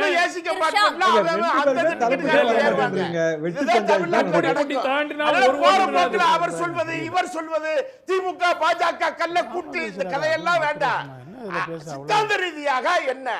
சித்தாந்த ரீதியாக எல்லா தமிழ்நாட்டில் இருக்கக்கூடிய கட்சிகள் ஒன்றுபட்டு நிற்கிறது. பாஜக ஒன்றிய குழு பாராட்டிடுச்சுன்னா தமிழ்நாட்டை கழட்டி விடுங்க. அப்ப சித்தாந்த ரீதியாக வாக்குகளாக மாறுமான்னு சுமன் கேட்கிறாரு. திரு ஷாமுடைய பார்வையை பெற்றுட்டு வந்துறேன். திரு ஷாம், இல்லைங்க, வரே சூர்யா, வரே போய் பேச பாருங்க. I got your point, sir. எப்படி ஆபீஸ்க்கு போனாங்க திரு ஷாம், ரெண்டு பேர் பொறுமையா இருங்க. திரு ஷாமுடைய பார்வையை பெற்றுட்டு வரேன். எப்படி ஆபீஸ்க்கு போனாங்க முதல்ல? அப்படி பார்த்தா உத்தரப்பிரதேசத்துல 2022 தேர்தலுக்கு பிறகு நடந்த இடைத்தேர்தல்ல ஏன் வந்து பிஜேபி தோக்குது? இப்பதானே நடந்து முடிஞ்சது அந்த இடைத்தேர்தல். அப்ப ஏன் தோத்துது? 40% தானே ஓட்டு வாங்கியிருக்காங்க 2022ல. அப்ப 45% ஒருங்கிணைத்தா தான் வெற்றி பெற்றுலாமே. எதுக்கு உத்தரப்பிரதேசத்துக்கு போய் வால் பிடிக்கிறீங்க? சரி, அடிப்படையில புள்ளி விவரத்தை வச்சு பேசணும் 1, இல்ல கோட்பாடை வச்சு பேசணும் 2. ரெண்டையும் சேர்த்து குழப்ப கூடாது. அது சுமந்த் வந்து புள்ளி விவரத்தை வச்சு பேசலாம் வாங்க. ஆமா, அந்த புள்ளி விவரம் ஏன்ட்ட இருக்கு, நான் சொல்றேன். வாங்க புள்ளி விவரத்தை வச்சு பேசுவோம். எல்லாரும் புள்ளி விவரத்தோட தான் பேசுறோம் சுமந்த். 45 வருஷமா அதான் பேசிட்டு இருக்கோம். புள்ளி விவரம் இல்லாம யார் பேசுவா? தரவு இல்லாம யார் பேசுவா சொல்லுங்க. புள்ளி விவரம் சமாஜ்வாதி கட்சி 32%, காங்கிரஸ் 2%, ஆர்எல்டி 1%, 37. யூபில எத்தனை சதவீதம் வாங்குச்சு? நீங்களே சொன்னீங்களே 41. 41 ஒரு அணை அமைஞ்சா என்ன ஆகும்? அதான இடைத்தேர்தல் அமைஞ்சது. எங்க அணி? பிஎஸ்பி தான் பிஜேபி கூட இருக்காங்களே. எப்படிங்க அணி? பிஎஸ்பி தான் பிஜேபி கூட நல்லா தெரியும். நீங்க நான் பேசுறத கேட்டுட்டு பேசுங்க. 2022ல உங்களுக்கு நல்லா தெரியும் சமாஜ்வாதி பார்ட்டியும் காங்கிரஸ் கட்சியும் எதிர் முகாம்ல இருந்துச்சு. ரைட்டா? பிஎஸ்பி எப்போதுமே வந்து பிஜேபிக்கு பி டீம் தான். இப்ப இந்த தேர்தலையும் சரி, எல்லா தேர்தலையும் சரி, அதை கணக்கில் எடுக்க வேண்டியதே இல்லை. 40%, 41% உத்தரப்பிரதேசத்தில் பிஜேபிக்கு வாய்ப்பு இருக்கு. எனக்கு மாற்று கருத்தே கிடையாது. ஆனால் 45% அதை நீங்க கொண்டு வரணும். எதிர்ப்பணியை 45% திரட்டணும். இவ்வளவுதானே. என்ன பெரிய பிஜேபி தோக்கடிக்க யாரு முடியாத இருக்காங்க கட்சி சொல்லுங்க பேசுறீங்க. சார், அப்புறம் எப்படி நான் வரும்னு சொல்றேன் சொல்லுங்க. அப்புறம் எப்படி வந்து 2022க்கு பிறகு நடந்த இடைத்தேர்தலில் பிஜேபி மண்ணை கவிச்சு உத்தரப்பிரதேசத்துல யோகி ஆதித்யநாத் முதல்வரா இருக்கும்போது சொல்லுங்க. எவ்வளவு இடைத்தேர்தல், 3 இடைத்தேர்தலோ ஏங்க, 4 இடைத்தேர்தலோ நான் அங்க ஒரு பெரும்பாலும் தரவை சமாஜ்வாதி எடுத்து கட்சியை வச்சா ரீடைன் அது வேற பண்ண மாதிரி சீட்டை அவங்க பதில் ரீடைன் அப்புறம் பண்ணிருக்காங்க. உங்களோட நோக்கம் என்னவா இருக்கு அப்படின்னா எப்படியாவது இல்ல ஒரு காங்கிரஸை நிமிஷம், தனியா காமிச்சு 45% எப்படி நோக்கமா வரும்? இருங்க, காங்கிரஸ் 45% எத்தனை எப்படி வாட்டி வரும்? தான் நீங்க பாடம் தயவு செய்து கத்துக்கிட்டோம் சொல்லுங்க. சொல்லுங்க. இல்லைங்க, அது என்ன 45% எப்படி வரும்னு நீங்க விளக்கிட்டீங்கன்னா நான் ஒத்துக்கிறேன். நான் சொல்றேன் கேளுங்க, மத்திய பிரதேசம் சார் 10% பிஎஸ்பிக்கு போயிடுது சார். 12% இந்துக்கள் ஓட்டு. அதுல வந்து காங்கிரஸ் கட்சி கொடுத்த வாக்குறுதி என்ன? மாட்டு சாணம் கிலோ 2 ரூபாய்க்கு எடுத்துக்கிடுவோம். ராமர் வனவாசம் போன இடத்துல எல்லாம் கோயில் கட்டுவோம். கிராமத்துக்கு ஒரு கோஷாலா. காங்கிரஸ் கட்சிக்கு பிஜேபிக்கு அங்க பெரிய வித்தியாசம் கிடையாது. இது வந்து அந்தந்த மாநிலத்தில் இருக்கிற உள்ளூர் அரசியல். நம்ம ஒண்ணும் செய்ய முடியாது. அகில இந்திய அளவுல பிஜேபியை வீழ்த்தணும்னு நினைச்சா 400 இடத்துல 350 இடத்துல ஒற்றைக்கு ஒற்றை நிறுத்தினா கண்டிப்பா தோத்து போவாங்க பிஜேபி, எழுதி வச்சுங்க. ஓகே, இந்த 3 மாநில தேர்தல் முடிவுகள் மட்டுமே வந்து இதை தீர்மானிக்காது, இலக்கங்கள் மட்டும் தீர்மானிக்காதுங்கிறீங்க திரு புகழ்காந்தி. இப்போ திமுக பாஜக இரண்டுமே வந்து அதிமுக வளரக்கூடாதுங்கிறதுல ஏதோ ஒரு இணக்கமான அடிப்படையில் செயல்படுறாங்கிற ஒரு பார்வை வைக்கிறாங்களே. இது வந்து திரு சுமந்திராமன் அவர்களுடைய கற்பனை கதை இதெல்லாம். ஏன்னா மாண்புமிகு முதலமைச்சர் அவர்களே வந்து ரொம்ப கிளியராக சொல்லியிருக்கிறாரு. எதனால் வந்து ஒன்றிய அரசாங்கத்தோட அந்த பாராட்டுதலை வந்து ஹைலைட் பண்ணுறாருன்னா, கொள்கை முடிவில் மாறுபட்ட கருத்துக்கள் இருந்த பிறகும் கூட ஒன்றிய அரசாங்கம் பாராட்டுறதுனால அதை வந்து மாண்புமிகு முதலமைச்சர் வந்து வெளியே சொல்கிறாரு. இதுதான் சிம்பிள் இஷ்யூ. இப்போது சனாதானத்தை பற்றியும் கௌமூத்ராவை வந்து அன்னெசரி வந்து திரு சுமந்திராமன் அவர்கள் முடிச்சு போடுறாரு. கௌமூத்ரான்னு திரு செந்தில்குமார் சொன்னதுக்கு வந்து கட்சியிலேருந்து என்றைக்கோ செந்தில்குமார்கிட்ட வந்து மன்னிப்பு கேட்க சொல்லி அவரும் மன்னிப்பு கடிதம் கொடுத்து விட்டார். ஏன்னா அது வந்து ஒரு இன்டர்பர்சனல் இஷ்யூ, ஒரு சமுதாயத்தையோ அது ஒரு குறிப்பிட்ட மக்களையோ பற்றி பேசக்கூடிய ஒரு இஷ்யூ. ஆனால் சனாதான எதிர்ப்பு அப்படிங்கிறது பார்த்தீங்கன்னா இந்த திராவிட முன்னேற்ற கழகமும் சரி, திராவிட இயக்கமும் சரி, அது உருவானதே இந்த சனாதனத்தை எதிர்க்க வேண்டியதான். அது வேற எந்த மாற்று கருத்தும் கிடையாது. இன்னைக்கு நேற்றுக்கு அல்ல, அது நீதி கட்சியிலேருந்து ஆரம்பித்து, பெரியாரிலிருந்து ஆரம்பித்து, அண்ணாவிலிருந்து போய் கலைஞர்லேருந்து ஆரம்பித்து எல்லாருமே சனாதனத்தை எதிர்த்துட்டு தான் இருக்காங்க. அப்போல்லாம் வந்து பாரதிய ஜனதா கூட கூட்டணி வச்சுருந்தோமா? அல்லது இவர் சொல்கிற மாதிரி அந்த அண்டர்ஸ்டாண்டிங்கா? ஸோ இப்போவும் அந்த கொள்கை முடிவுரை வந்து திராவிட முன்னேற்ற கழகம் ரொம்ப கிளியரா இருக்கு. காங்கிரஸுக்கு ஒரு பின்னடைவை கொடுக்குது அப்படின்றாரு. எந்த பின்னடைவும் கிடையாது. ஏன்னு சொல்லியாச்சுன்னா இன்னைக்கு வந்து மாண்புமிகு அமைச்சர் உதயநிதி வந்து சனாதனத்தை பற்றி பேசிய பேச்சு வந்து வட இந்தியாலேயே ஒரு ஒரு புரட்சி ஏற்படுத்தியிருக்கிறது, ஒரு தாக்கத்தை ஏற்படுத்தியிருக்கிறது. ஏன்னா இதுவரைக்கும் பார்த்தீங்கன்னா அங்கே தாழ்த்தப்பட்ட மக்கள் எல்லாருமே வந்து அந்த உயர்ந்த ஜாதி மக்களுக்கு வந்து அடிமையாக இருந்து தான் பழக்கப்பட்டிருக்கிறார்கள். அப்போது அந்த ஜாதிய பாகுபாடு என்ன அப்படிங்கிற வந்து ஒரு உணர்ச்சியை வந்து இது வந்து ஒரு தாக்கத்தை ஏற்படுத்தியிருக்கின்றது. அப்படி சனாதனத்தை பற்றி மட்டும் பேசுகிறாங்க திரு சூரிய சேவர் அவர்கள் சொன்ன மாதிரி அதை வச்சு மட்டும் அவங்க வந்து கேம்பெயின் பண்ண வேண்டியதானே? எதனால இந்த இலவசங்களை கொடுக்குறாங்க? பாஜகவுக்கு வந்து இந்த வேலை வாய்ப்பின்மை, விவசாயிகள் பிரச்சனை, மணிப்பூர் இஷ்யூ, இன்னைக்கு குஜராத்தில் இருக்கக்கூடிய அந்த நியூட்ரிஷனல் டிஃபிஷியன்சி பற்றி வந்திருக்கக்கூடிய விஷயம், இது மாதிரியான அதிருப்திகள் வந்து இந்த 3 மாநிலங்களை தாண்டி நிறைய மாநிலங்கள்ல இருக்கு அப்படிங்கிறது இல்லை. அதாவது இந்த 3 மாநிலங்களை பொறுத்த வரைக்கும் ரொம்ப சிம்பிளான அரித்மேட்டிக்.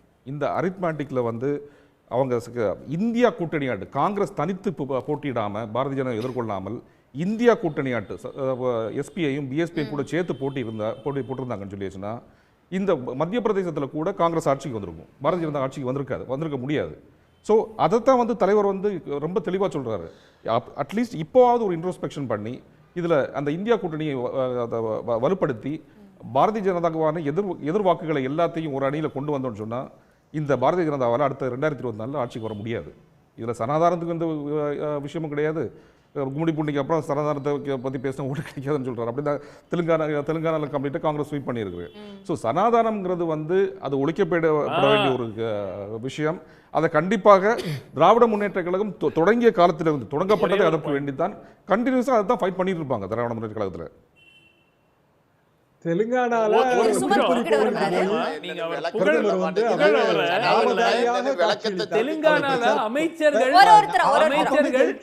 அலுவலகத்துக்கு போற வீடியோவை பாருங்க. ஒரே நிமிஷம். தெலுங்கானால சொன்னார் இல்லையா, இல்ல ரேவந்த் ரெட்டி தெலுங்கானால ஒரு காலகட்டத்துல 2 நாளைக்கு ABVP முன்னாடி ல இருந்து திருப்பதி வந்தவர். பெருமாள்கிட்ட போய் ரெண்டாவது, 140 ஒரு கோடி நாளைக்கு வேண்டிக்கிட்டு பிரச்சாரத்துக்கு சார் போறாரு. அதுக்கும் அதுவல்ல சனாதனம், ஸ்பிரிச்சுவாலிட்டி அல்ல சனாதனம். நிமிஷம். திராவிட முன்னேற்ற கழகத்திலே கடவுள் ஒரு நிமிஷம். வழிபடுறவங்க நிறைய பேர் இருக்காங்க. இருங்க கடவுளை வழிபடுவர்கள் வந்து மந்திரங்கள் 95% பேரும் மந்திரங்களை பத்தி நீங்க எவ்வளவோ திராவிட முன்னேற்ற சொல்லிருக்கீங்கல்ல. கழகத்துல உள்ளவங்க வந்து நாத்தியர்கள் அல்ல. ஒவ்வொரு அதல்ல அமைச்சரும் சனாதனம். சனாதனம் என்பது வேறு. தெலுங்கானால சனாதனம் என்பது நாத்திகர்கள் தான் பிறப்பின் அடிப்படையில் மக்களை பிரித்து மக்களை அடிமைப்படுத்துகின்ற கான்செப்ட் தான் சனாதனம். அதைத்தான் நாங்கள் எதிர்க்கின்றோம். நீங்க வந்து அதை வேணும்ன்றீங்க. அவர்கள் அலுவலகத்துக்கு அது முதல் நாள் சுமந்துக்கு சென்றார்கள். எப்படியாவது காங்கிரஸ் கட்சி வெளியில இருங்க. வந்துருங்க அவ்வளவுதான், வேற ஒண்ணும் இல்ல. காங்கிரஸ் கட்சி வெளியே வரக்கூடாதுங்க. காங்கிரஸ் கட்சி நான் சொல்றேன் இல்ல, அது எனக்கு பாருங்க, நல்லா காங்கிரஸ் புரிஞ்சு கட்சியை வெளியே அதாவது, அனுப்புறதுக்கு எவ்வளவோ முயற்சிகள் தலைக்கும் இருக்கு. அதே நோக்கம் தான், இவ்வளவு உங்களுக்கு அதே அது நோக்கம் தான். காங்கிரஸ் கட்சிக்கு காங்கிரஸ் தெரியும். கட்சி மறுபடியும் வந்து 1வது வகுப்புல சேர்ந்து காங்கிரஸ் 10வது வகுப்பு கட்சிக்கு- வரணும். அவன் 10வது வகுப்புல இருந்து +1க்கு போயிட்டாங்க. விட மாட்டீங்க, திருப்பி வாயா LKG ல இருந்து வா. +1க்கு போயிட்டாங்க. அரசியல் படத்தை ஆரம்பத்துல இருந்து அடுத்தது படிக்கிறீங்க. +2 and ஏங்க, காலேஜ் தான். இதெல்லாம் College எல்லாத்துக்கும் தான். தெரிஞ்ச வியூகம் தான் College சுமந்தே. தான். இதெல்லாம் நீங்க- உங்களுக்கு எனக்கு மட்டுமா தெரியும்? ஐயா, எல்லாத்துக்கும் தெரிஞ்ச நீங்க- வியூகம் தான். நீங்க ஆனா பேசுறது மாநில வந்து அரசியல் நீங்க இருக்கும்போது பேசுறது சில சனாதனம் நேரங்கள் மிஸ் மிஸ் பண்றாரு. அவ்வளவுதான். ரெண்டுமே வேற வேற. அதை முதல்ல புரிஞ்சுக்குங்க. Off the record. இல்ல ஆன் த ரெக்கார்டே சொல்லுங்க. சமஸ்கிருத மந்திரங்கள் ஏங்க, பார்ப்பனர்களை சமஸ்கிருதம் இதெல்லாம் வைத்து விடுங்க. சமஸ்கிருத என்னத்த மந்திரங்கள் பேசுறீங்க? இதெல்லாம் ஓதும் மேட்டுக்குடி வருவது. சிந்தனை சுமந்தே. இருங்க, அது சுமந்த், நீங்க ஒரு சனாதனம் ஒரு பேசுறது இல்லையா? மாநில அரசியல் கட்சிக்கும் ஒரு சனாதனம் கோட்பாடு இல்லையா? இருக்கும். இருக்கிற மந்திரம் ஒவ்வொரு 24 அமைச்சர் திமுக தமிழ்நாடு- அவங்களுடைய கோட்பாட்டுல ஸ்ட்ராங்கா இருக்கிறாங்க. சுமந்திராமன் அவர்கள் ஒரு புரிஞ்சுக்கணும். தமிழ்நாட்டுல வந்து அதனோடு தான் கூட்டணி இல்ல, கட்சிகள் இல்ல, பயணிக்கிறாங்க. இந்த வேதங்கள் சமத்திர மந்திரங்கள் வருவதற்கு முன்னாடியே தமிழ்நாட்டுல கோவில் வழிபாடு என்பது இருந்து வருகின்றது. அது இருக்கு. நீங்க அதையும் சனாதனத்தை மிஸ் பண்ணாதீங்க தயவு செய்து. இல்லைங்க. அது வேற இது வேற. நம்ம திராவிட முன்னேற்ற சனாதனத்துக்கு கழகம் கோவில் வழிபாட்டுக்கு கடவுள் வழிபாட்டுக்கு எதிரான கட்சி கிடையாது. இதெல்லாம் சனாதனத்திற்கு எதிரான கட்சி. இல்ல, நீங்க காங்கிரஸ் தான் தெலுங்கானாவுல தெலுங்கானாவை கொண்டு ஜெயிச்சிருக்கு. வந்தீங்க. நீங்க தான் தெலுங்கானாவை கொண்டு வந்தீங்க. தெலுங்கானா மேட்டர்ல ரேவந்த் ரெட்டி முதல் நாள் ஆபீஸ்ல போய் உட்கார்றாரு. அப்போ இதே நீங்க சொல்ற வேத மந்திரங்களை வச்சுதான் வேத ஏங்க, யாருங்க விற்பனர்கள் வேணாம்னு சொன்னா? கூட வந்து அது அவருடைய விருப்பம். அவர் செஞ்சுருவாரு.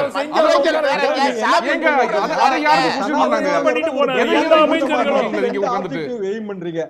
ஒண்ணு காங்கிரஸ் கட்சியை வெளியில கொண்டு வந்துடுறோம். இல்ல, நீங்க இன்னொன்னு தானே வந்து சொன்னீங்க, BJP யை வாழ அது வச்சிடணும். சனாதனம் தானே இது? அப்படின்னா வேதத்தை BJP நீங்க வந்து எதிர்க்கிறீங்க ஏன் வந்து இல்ல, அப்போ சுமந்திராமன் ஒண்ணு சொல்லுங்க. சனாதனம்னா என்ன கொஞ்சம் டிஃபைன் பண்ணுங்க. சனாதனத்தை திரு சுமந்திராமன் அவர்களே, சனாதனம்னா என்ன கொஞ்சம் டிஃபைன் இல்லைங்க. பண்ணுங்க. அதுக்கப்புறம் நம்ம டிபேட் எனக்கு வைப்போம். நன்றாக முதல்ல கொஞ்சம் தெரியுங்க. டிஃபைன் பண்ணுங்க. எங்க எனக்கு சொல்லியிருக்காங்க நன்றாக தெரியும். சனாதனம்னா வேத மந்திரங்கள் அப்படின்னு எங்க சொல்லியிருக்காங்க? சொல்லுங்களேன் கொஞ்சம். சனாதனம்னா ஒரு சுருட்டி புக்கு காட்டுங்க. ராமனோட உங்க ராமாயணம், மகாபாரதம், பகவத்கீதை ஏதோ ஒண்ணு ஜாதி காட்டுங்களேன். வேறுபாடுங்கிறது எங்க சொல்லி இருக்காங்க? ஜாதி அதுதானே வேறுபாடு practice. மட்டும்தான் சனாதனம் அதுதானே என்பது எங்க practice. சொல்லியிருக்கிறாங்க? இல்ல அதுதானே அது practice. வருணா அப்ப சனாதனம் இல்ல அது நீங்க உங்களுக்கு சொல்றீங்க இல்லையா? தெரியும். சரி, ஓகே, ஏன் ஃபைன். நீங்க நாங்க சொல்றது சனாதனம்னா ஜாதி வேறுபாடுன்னு. அவர்களுக்கு சரி, நாங்க கிடைக்க தவறாவே வேண்டியதை புரிஞ்சுக்கிட்டோம்னு கொடுக்காமல் வச்சுக்குவோம். நீங்க எக்ஸ்பிளைன் பண்ணுங்களேன். ஒரு புக் எடுத்து காட்டுங்க. இதுதான் சனாதனம். இதுல டிஃபைன் பண்ணிருக்காங்க சனாதனம் என்னன்னு. அதை கொண்டு வாங்க. அதுக்கப்புறம் நம்ம டிபேட் பண்ணுவோம். உங்களோட சனாதனம்னு கேட்டா என்னன்னு கேட்டா நிலையானதும்பீங்க. எது நிலையானதுன்னு கேட்டா சனாதனம்பீங்க. திரும்ப அப்ப எது சனாதனம் கேட்டா நிலையானதும்பீங்க. இது ரெண்டு தான் சொல்லிட்டு இருக்கீங்க. நீங்க சொல்லுங்க. தமிழ்நாட்டுல அது வேற வேற நீங்க டிஃபைன் பண்ணுங்க சார். கும்முடி பூண்டி தாண்டி போய் சனாதனத்தை இல்லாட்டாலும் வந்து சார், ஒரு சார், கூட்டணி கும்முடி பூண்டிக்கு இருக்கிற சனாதனத்துக்கு என்ன ஒரு சார் கட்சிக்கு சம்பந்தம்? ஒரே கொள்கையா நீங்க இருக்கு. சனாதனம் இல்ல, இருக்குன்னு சொல்றீங்க. சனாதன பிரச்சனை தான் வந்து தேர்தல ரெஃப்ளெக்ட் ஆகுச்சுன்னு சொல்றீங்க. அப்படி பார்த்தா அப்ப தெலுங்கானால காங்கிரஸ் இதே திமுக இந்தியா கூட்டணிக்குள்ள இருந்துட்டு தானே தேர்தலை சந்திச்சுச்சு. நீங்க ரேவந்த் ரெட்டி வந்து வழிபாட்டு முறையை கடைபிடிக்கிறார் அப்படிங்கிறதுக்காக அதை நம்ம சனாதனத்தோட இணைக்க முடியுமா? சனாதனத்தோட ரெஃப்ளெக்ஷன் அந்த தேர்தல் இருந்துச்சுன்னு சொல்ல முடியுமா? இல்ல, இது எல்லாம் போகங்க. Okay. இயல்பாக திரு எழுகிற கேள்வி திரு என்னன்னா ஆன்டி பிஜேபி ஓட்ட ஒருங்கிணைத்தல். இவ்வளவுதாங்க, ரொம்ப சிம்பிள் தான் அது. சிம்பிள். எவ்வளவுதான் நீங்க முயற்சி பண்ணாலும் பிஜேபியால 40% மேல ஓட்டு வாங்க முடியாதுல்ல. அப்ப 45% கொண்ட ஒரு கூட்டணி. நீங்க பிஎஸ்பி எல்லாம் சேருமா? சேராது. அவெல்லாம் ஈடிக்கு பயந்தோர் சங்கம். ஈடிக்கு பயந்தோர் சங்கத்துல இந்தியால பல கட்சி இருக்குங்க. ஓகே, நீங்க ஈடின்னு சொன்னா போதும், அவன் மோடினே நினைச்சிருவான். உண்மை. இந்த ஈடிக்கு பயந்தோர் சங்கத்துல எத்தனையோ கட்சி இருக்கு. அதுல வந்து முக்கியமான கட்சி வந்து பிஎஸ்பி. அவன் ஒரு நாள் சேர மாட்டான், உங்களோட வரவே மாட்டான். நீங்க எவ்வளவு முயற்சி பண்ணாலும் வர மாட்டாங்க. 3 மாநிலத்துல தேர்தல் பிரச்சாரத்துக்கு கூட திராவிட மாடல் அரசியலை முன்னெடுத்து தான் பாஜக தேர்தலை சந்திக்கக்கூடிய ஒரு நிர்பந்தம் நிலவரதை நம்ம பார்க்கிறோம். அதுவே பாஜகவுக்கான ஒரு தோல்வி அப்படிங்கறத நம்ம கருதலாமா? கண்டிப்பாக. அவங்க சித்தாந்தத்திலிருந்து விலகி வந்துதான் அரசியலை சமூக சந்திக்கணும். நீதிங்க, ரொம்ப சிம்பிள் அது. அதை எதிர்த்து வந்து யாராவது பிரச்சாரம் பண்ணிடுவாங்களா? அனைவருக்குமான சமூக நீதியை எதிர்த்து பிஜேபியே சொல்லட்டுமா பாப்போம். நீங்க திராவிட மாடல்ங்கிறது நம்ம இங்க வந்து புரிஞ்சுக்கிறதுக்காக அதுக்கு ஒரு நேம் கொடுத்துருக்கோம். ஊர்வலத்தை இல்ல, இதற்கு பேரணின்னு சொல்ற முன்பு மாதிரி. பாஜக சமூக நீதி பத்தி பேசல, ஓபிசி பத்தி பெருசா கண்டுக்கவே இல்ல. ஆனா எப்ப இந்தியா கூட்டணி வந்து அவங்களுடைய ப்ரொபோசல்ஸை எடுத்து வைக்க ஆரம்பிச்சாங்களோ, கூட்டங்களை கூட்ட ஆரம்பிச்சாங்களோ, அப்படியே பாஜகவுடைய ட்ரெண்ட் மாறுது. அயோத்தியை பத்தி பேசுறதோ மற்ற மத ரீதியான விஷயங்களை பேசினாலும் அது குறைவா வச்சுட்டு இவங்க என்னென்ன வெல்ஃபேர் ஸ்கீம்ஸ் எல்லாம் முன்னெடுத்து வைக்கிறாங்களோ அதை வச்சுதான் தேர்தலை பாஜக சந்திக்குது. அப்ப இந்தியா கூட்டணியும் அந்த அடிப்படையில இன்னும் வலுவாக வந்து தேர்தலுக்கு வியூகங்களை வகுக்கணும் இல்லையா? நம்ம வந்து 50 வருஷத்துக்கு முன்னாடி என்ன சொன்னோமோ அதை அப்படியே ஜெராக்ஸ் எடுக்கிறாங்கங்க. இதெல்லாம் எங்க காலேஜ் டேஸ்ல நாங்க பேசின விஷயம் 67 66ல. இப்ப பாத்தீங்கன்னா அதைத்தான் ஜெராக்ஸ் எடுத்து இவங்க சொல்லிட்டு இருக்காங்க. நல்லா யோசிச்சு பாருங்க. நம்ம கொடுத்த வெல்ஃபேர் ஸ்கீம் தமிழ்நாடு எந்த கட்சியா இருந்தாலும் சரி, அதிமுகவையும் சேர்த்தே நான் பாராட்டுறேன். இதைத்தான் வந்து அவங்க காப்பி டவுன் பண்றாங்க. Copy edit copy and paste. அப்போ நீங்க வந்து வெறுமனே சனாதன எதிர்ப்பு இதெல்லாம் வந்து சும்மா ஒரு மேட்டுக்குடி சிந்தனைங்க, ஒரு திசை திருப்புகிற வாதம். இயல்பான விஷயம் என்ன? ஒரு பொது எதிரியை வீழ்த்த வேண்டும் என்றால் அனைவரும் ஒன்று கூட வேண்டும். இதை தாண்டுற சூத்திரம் எங்க இருக்கு சொல்லுங்க. ஓகே, அந்த ஒன்று கூடல் அடுத்து எப்படி இருக்குது அப்படிங்கிற பாப்போம். திரு கலை, இப்போ தேசிய அரசியலை பொறுத்த வரைக்கும் இந்த கூட்டணி அமைப்புகள்லாம் இந்த பாதையில போயிட்டு இருக்கிறத பார்க்கணும். தமிழ்நாட்டில் அதிமுக வந்து ஒரு மெகா கூட்டணி அமைக்கும் அப்படின்னு ஜெயக்குமார் உள்ளிட்டவர்கள் சொல்லிட்டு இருக்கிறாங்களே, எந்த அடிப்படையில் மெகா கூட்டணியை அதிமுக அமைக்கும்? எந்த அடிப்படையில் அவர் அமைப்பார்னு அவரை தான் கேட்கணும். எனக்கு தெரியல. இல்ல, அதுக்கான பாசிபிலிட்டிஸ் இருக்குன்னு நினைக்கிறீங்களா? பாஜக கூட இணைவதற்கான வாய்ப்பு இருக்கா? அது நிச்சயமா இல்லைன்னு அவங்க சொல்லிட்டாங்க. திரும்ப அதில் பின்வாங்கினாங்கன்னா அது அவங்களுக்கு தற்கொலையில் முடியும். அது நிச்சயமா செய்ய மாட்டாங்க. எந்த கட்சியும் அதை செய்ய மாட்டாங்க. அவங்க உறுதியாக அதில் இருப்பாங்கங்கிறது எனக்கு மாற்று கருத்து இல்லை. அவங்க சொல்கிறது வந்து மெகா கூட்டணிங்கிறது பாஜக உள்ளடக்கிய கூட்டணி அல்ல. அவங்க பாஜகவோட இருந்த அந்த என்டிஏல இருந்த பல கட்சிகள் தங்களோட வரலாம்னு அவங்க நினைக்கிறாங்க. அதில் எந்த அளவுக்கு அவங்க பேசிகிட்டு இருக்கிறாங்க அதில் நமக்கு தெரியாது. அந்த பேச்சுவார்த்தைகள் ஏதாவது அவங்களுக்கு அந்த நம்பிக்கை கிடைச்சிருக்குதா, அதெல்லாம் அவங்க தான் எக்ஸ்பிளைன் பண்ண முடியும். எனக்கு தெரியல அவங்க பேசுனாங்களா, யார் யார் போவாங்களான்னு என்னால் சொல்ல முடியாது. இந்த கூட்டணிகள் வந்து கடைசி நேரத்தில் கூட கூட்டணி கட்சிகள் மாறுறாங்க. அணி மாறுவது என்பது நடந்துக்கிட்டே இருக்குது தமிழ்நாட்டில். நாள் மாறுறாங்க, அதை நான் பார்த்துருக்கிறேன். அதனால் அதை பற்றி நம்ம இப்போ சொல்ல முடியாது. என்னென்ன அணிகளுக்கான பாசிபிலிட்டிஸ் இருக்குன்னு சொல்கிறீங்க? இப்போ 4 முனை போட்டி வருமா, 5 முனை போட்டி வருமா? இல்லை, 4-5 முனைக்கெல்லாம் இங்கே யார் இருக்கிறா? யார் மும்முனை ஒரு பக்கம் சீமான் இருக்கிறாரு, ஓபிஎஸ் டிடிவி இருக்காங்க. அவங்க பாஜக கூட போவாங்களா? பாஜகவோட போறதுக்கான வாய்ப்புகள் தான் அதிகம் இருக்கு. அப்ப பாஜக கூட அவர்கள் இருக்காங்கன்னா ஏடிஎம்கேக்கும் பாஜகவுக்குமான இணைவுக்கான வாய்ப்பே இருக்காது. அது நிச்சயமா இல்ல. அது ஒன்ஸ் ஃபார் ஆல் டிசைடட். அது முடிஞ்சு போச்சு. தேமுதிக வர தேமுதிக எந்த பக்கம் வேணாலும் போகலாம். பாமக அதிகமா பாஜகவோட ஒட்டிட்டு இருக்கிறவங்க அவங்க அதிமுகவுக்கு வருவாங்களா சொல்ல முடியாது. அது சந்தர்ப்பத்து அவங்களுக்கு அதிமுகவுக்கு வாய்ப்பு அதிகமாக இருக்குன்னு அவங்களுக்கு தோணிச்சுன்னா இந்த பக்கம் வருவாங்க. இங்கே வந்து இன்னொரு முக்கியமான விஷயம் இருக்கு இல்லையா, பாஜகவோட போனால் ஒரு சீட்டு கூட ஜெயிக்க முடியாதுங்கிறப்ப, ஒரு இடத்துல கூட டெபாசிட் வாங்க முடியாதுங்கிறப்ப, அதிமுக போனால் 1-2 இடத்துல ஜெயிக்க வாய்ப்பு இருக்குங்கிறப்ப அவங்க அந்த வெற்றி வாய்ப்பை நோக்கி அவங்க இந்த பக்கம் நகரலாம்ல. அது சொல்ல முடியாது. நம்ம அவங்க எப்படி தீர்மானிப்பாங்க, அவங்கள தீர்மானிக்கக்கூடிய சக்தி எது என்பது நமக்கு தெரியாது. இன்னொரு முக்கியமான விஷயம் நான் சொல்ல நினைச்சேன், நீங்கள் வாய்ப்பே தரல. சுமன் ஸ்ரீராமன் என்னை மிஸ்கோட் பண்ணார். நான் என்ன சொன்னேன், அதிமுக பலவீனப்படுத்துகிற நோக்கத்தில் பாஜகவும் திமுகவும் ஒன்றா இருக்குன்னு தான் சொன்னேன். அதுக்கு மேலே அவங்களுக்கு ஒரு ஒட்டுறவு இருக்குன்னு நான் சொல்லவே இல்லை. நான் சொல்லவே இல்லை. நான் அதுக்கு மேலே அவங்களுக்கு ஒட்டுறவு இருக்குன்னு நான் சொல்லவே இல்லை. நம்ம அந்த விவாதத்தை தாண்டிட்டோம். நம்ம மாநில அரசியலுக்கு வந்துட்டோம். திரு சூர்யா சேவியர், உங்களுடைய இறுதி கருத்து? அதாவது என்ன, சுமந்திராமன் சார் எங்க விவாதத்தில் அமர்ந்திருந்தார்? எங்க இல்ல அவரு மதிக்க மாட்டாங்களா? ஒரு அவையில யார் வேணாலும் போயிருவாங்களா? இது என்ன நியாயம்? எல்லாரும் மனுஷனா மதிக்க முதல்ல. நாங்க உயர்ந்தவர்கள் என்று நீங்க உயர்ந்தீங்கன்னா கட்டடத்து மேல ஏறி உட்காருங்க. கேள்விக்கு முதல்ல ஏங்க அவர் கேள்வி கேட்டார்ல, பதில் சொல்லணும்ல. நான் சொன்னதுக்கு நான் பதில் சொல்றதுக்கு நான் ரெடி. எங்க அவரு? சரி, நீங்க இப்ப தலைப்புக்குள்ள வாங்க. தலைப்புக்குள்ளதான் நிக்கிறேன், தலைப்புக்குள்ளதான் விவாதிக்கிறோம். இல்ல, நம்ம சனாதனத்தை எல்லாம் விடுங்க, அதை நம்ம நிறைய பேசிட்டோம். இப்ப பாஜக வந்து திமுகவினுடைய கொள்கைகளை வச்சு அரசியல் பண்ணுது அப்படின்றப்ப இங்க கவனமா இருக்கணும்ல, இந்தியா கூட்டணி கவனமா இருக்கணும்ல. அவங்க இந்துத்துவ அரசியலை செஞ்சவங்க இப்ப அவங்க தேர்தலை சந்திக்கிறது எல்லாமே வந்து வெல்ஃபேர் ஸ்கீம், திராவிடிய மாடல் அரசியல் இதையெல்லாம் வச்சு சந்திக்கிறாங்க அப்படின்றப்ப இதை எப்படி நம்ம அணுகணும்? இந்தியா கூட்டணி எப்படி அணுகணும்? இந்த சந்தர்ப்பவாத அரசியலை, பாஜகவின் இந்த சந்தர்ப்பவாத அரசியலை அம்பலப்படுத்த வேண்டும். மக்களை ஒருபுறம் ஏமாற்றுவது, மத ரீதியாக ஏமாற்றுவது. இங்கு பக்தி என்பது பிரச்சனையே கிடையாது. சாமி பிரச்சனையே கிடையாது. கும்பிடுறேன் ஜாமின்னு சொல்லுவதுதான் பிரச்சனை. கும்பிடுறேன் ஜாமின்னு நாங்க கும்பிட முடியாது. சாமி கும்பிடுறது எங்களுக்கு உள்ள விருப்பம். நாங்க எந்த சாமியும் கும்பிடுவோம். ஆனால் அதுதான் இங்க பிரச்சனை. அது வித்தியாசப்படுத்தி கும்மிடி பூண்டுக்கு அங்கிட்டு இந்தியா கூட்டணி பிரச்சாரத்தை மேற்கொள்ளும். இப்ப அதிமுகவும் ஒரு நிமிஷம் மேடம் அவர் விட்டார், இவர் பிடிச்சிக்கிட்டார். அதிமுகவிற்கும் பாஜகவிற்கும் இருக்கக்கூடியது, அவர்கள் இருவருக்கும் இடையில நடக்கக்கூடியது நாடகம் என்பதற்கான ஏராளமான விவாதங்கள் இங்கே நடந்து கொண்டிருக்கிறது. இவங்க வந்து நாங்க இல்லைன்னு சொல்ல மாட்டோம், நாங்க அதுன்னு சொல்ல மாட்டோம்.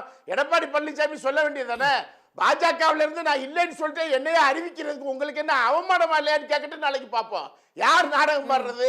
எனவே அதிமுக பாஜக விட்டு திமுக கூட்டணிக்கு இருக்கக்கூடிய வாக்குகளை குறைப்பது. பாஜக இருந்தா தமிழ்நாட்டில் ஓட்டு விழுகாது. பாஜகவை கட்டி விட்டாச்சுன்னா அதிமுகவுக்கு திமுக ஓட்டு கொஞ்சம் விழுகிறதுக்கு வாய்ப்பு இருக்கு. அதை எடுக்கிறதுக்கு என்னென்னமோ பேசுறாங்க. ஒன்றிய குழு வந்தது, பாராட்டியது. வேற ஒன்றிய குழு எங்க போய் பாராட்டும்? ஆப்கானிஸ்தான்லயா போய் பாராட்டும்? தமிழ்நாட்டில் நல்லது செஞ்சா நிதி ஆயோக்னு ஒன்று வச்சிருக்காங்க.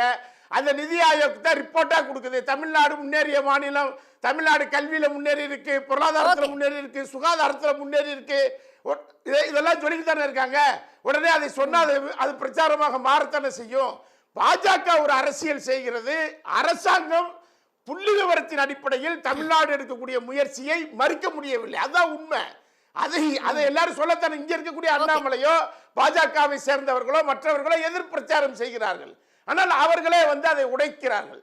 இவர்கள் எப்படி பாஜக பெருசு அப்படின்னு சொல்றாங்களே, சுப்பிரமணிய சாமி வந்து ஒண்ணுமில்லைன்னு சொல்லிட்டு போவார்ல, அதே மாதிரி ஓகே சார், थैंक यू. ஒரே கட்சிக்குள்ள இருகுரலாக பேசுவார். ஓகே, இந்த நாடாளுமன்ற தேர்தலுக்கு அனைவரையும் ஒருங்கிணைக்கக்கூடிய முயற்சியில இந்தியா கூட்டணி இருந்துட்டு இருக்கு. தமிழக மாநில அளவிலும் இந்த அரசியல் களம் தேர்தலை நோக்கி நகர்ந்து கொண்டே இருக்கிறது அப்படிங்கறத புரிஞ்சு கொள்ள முடிகிறது.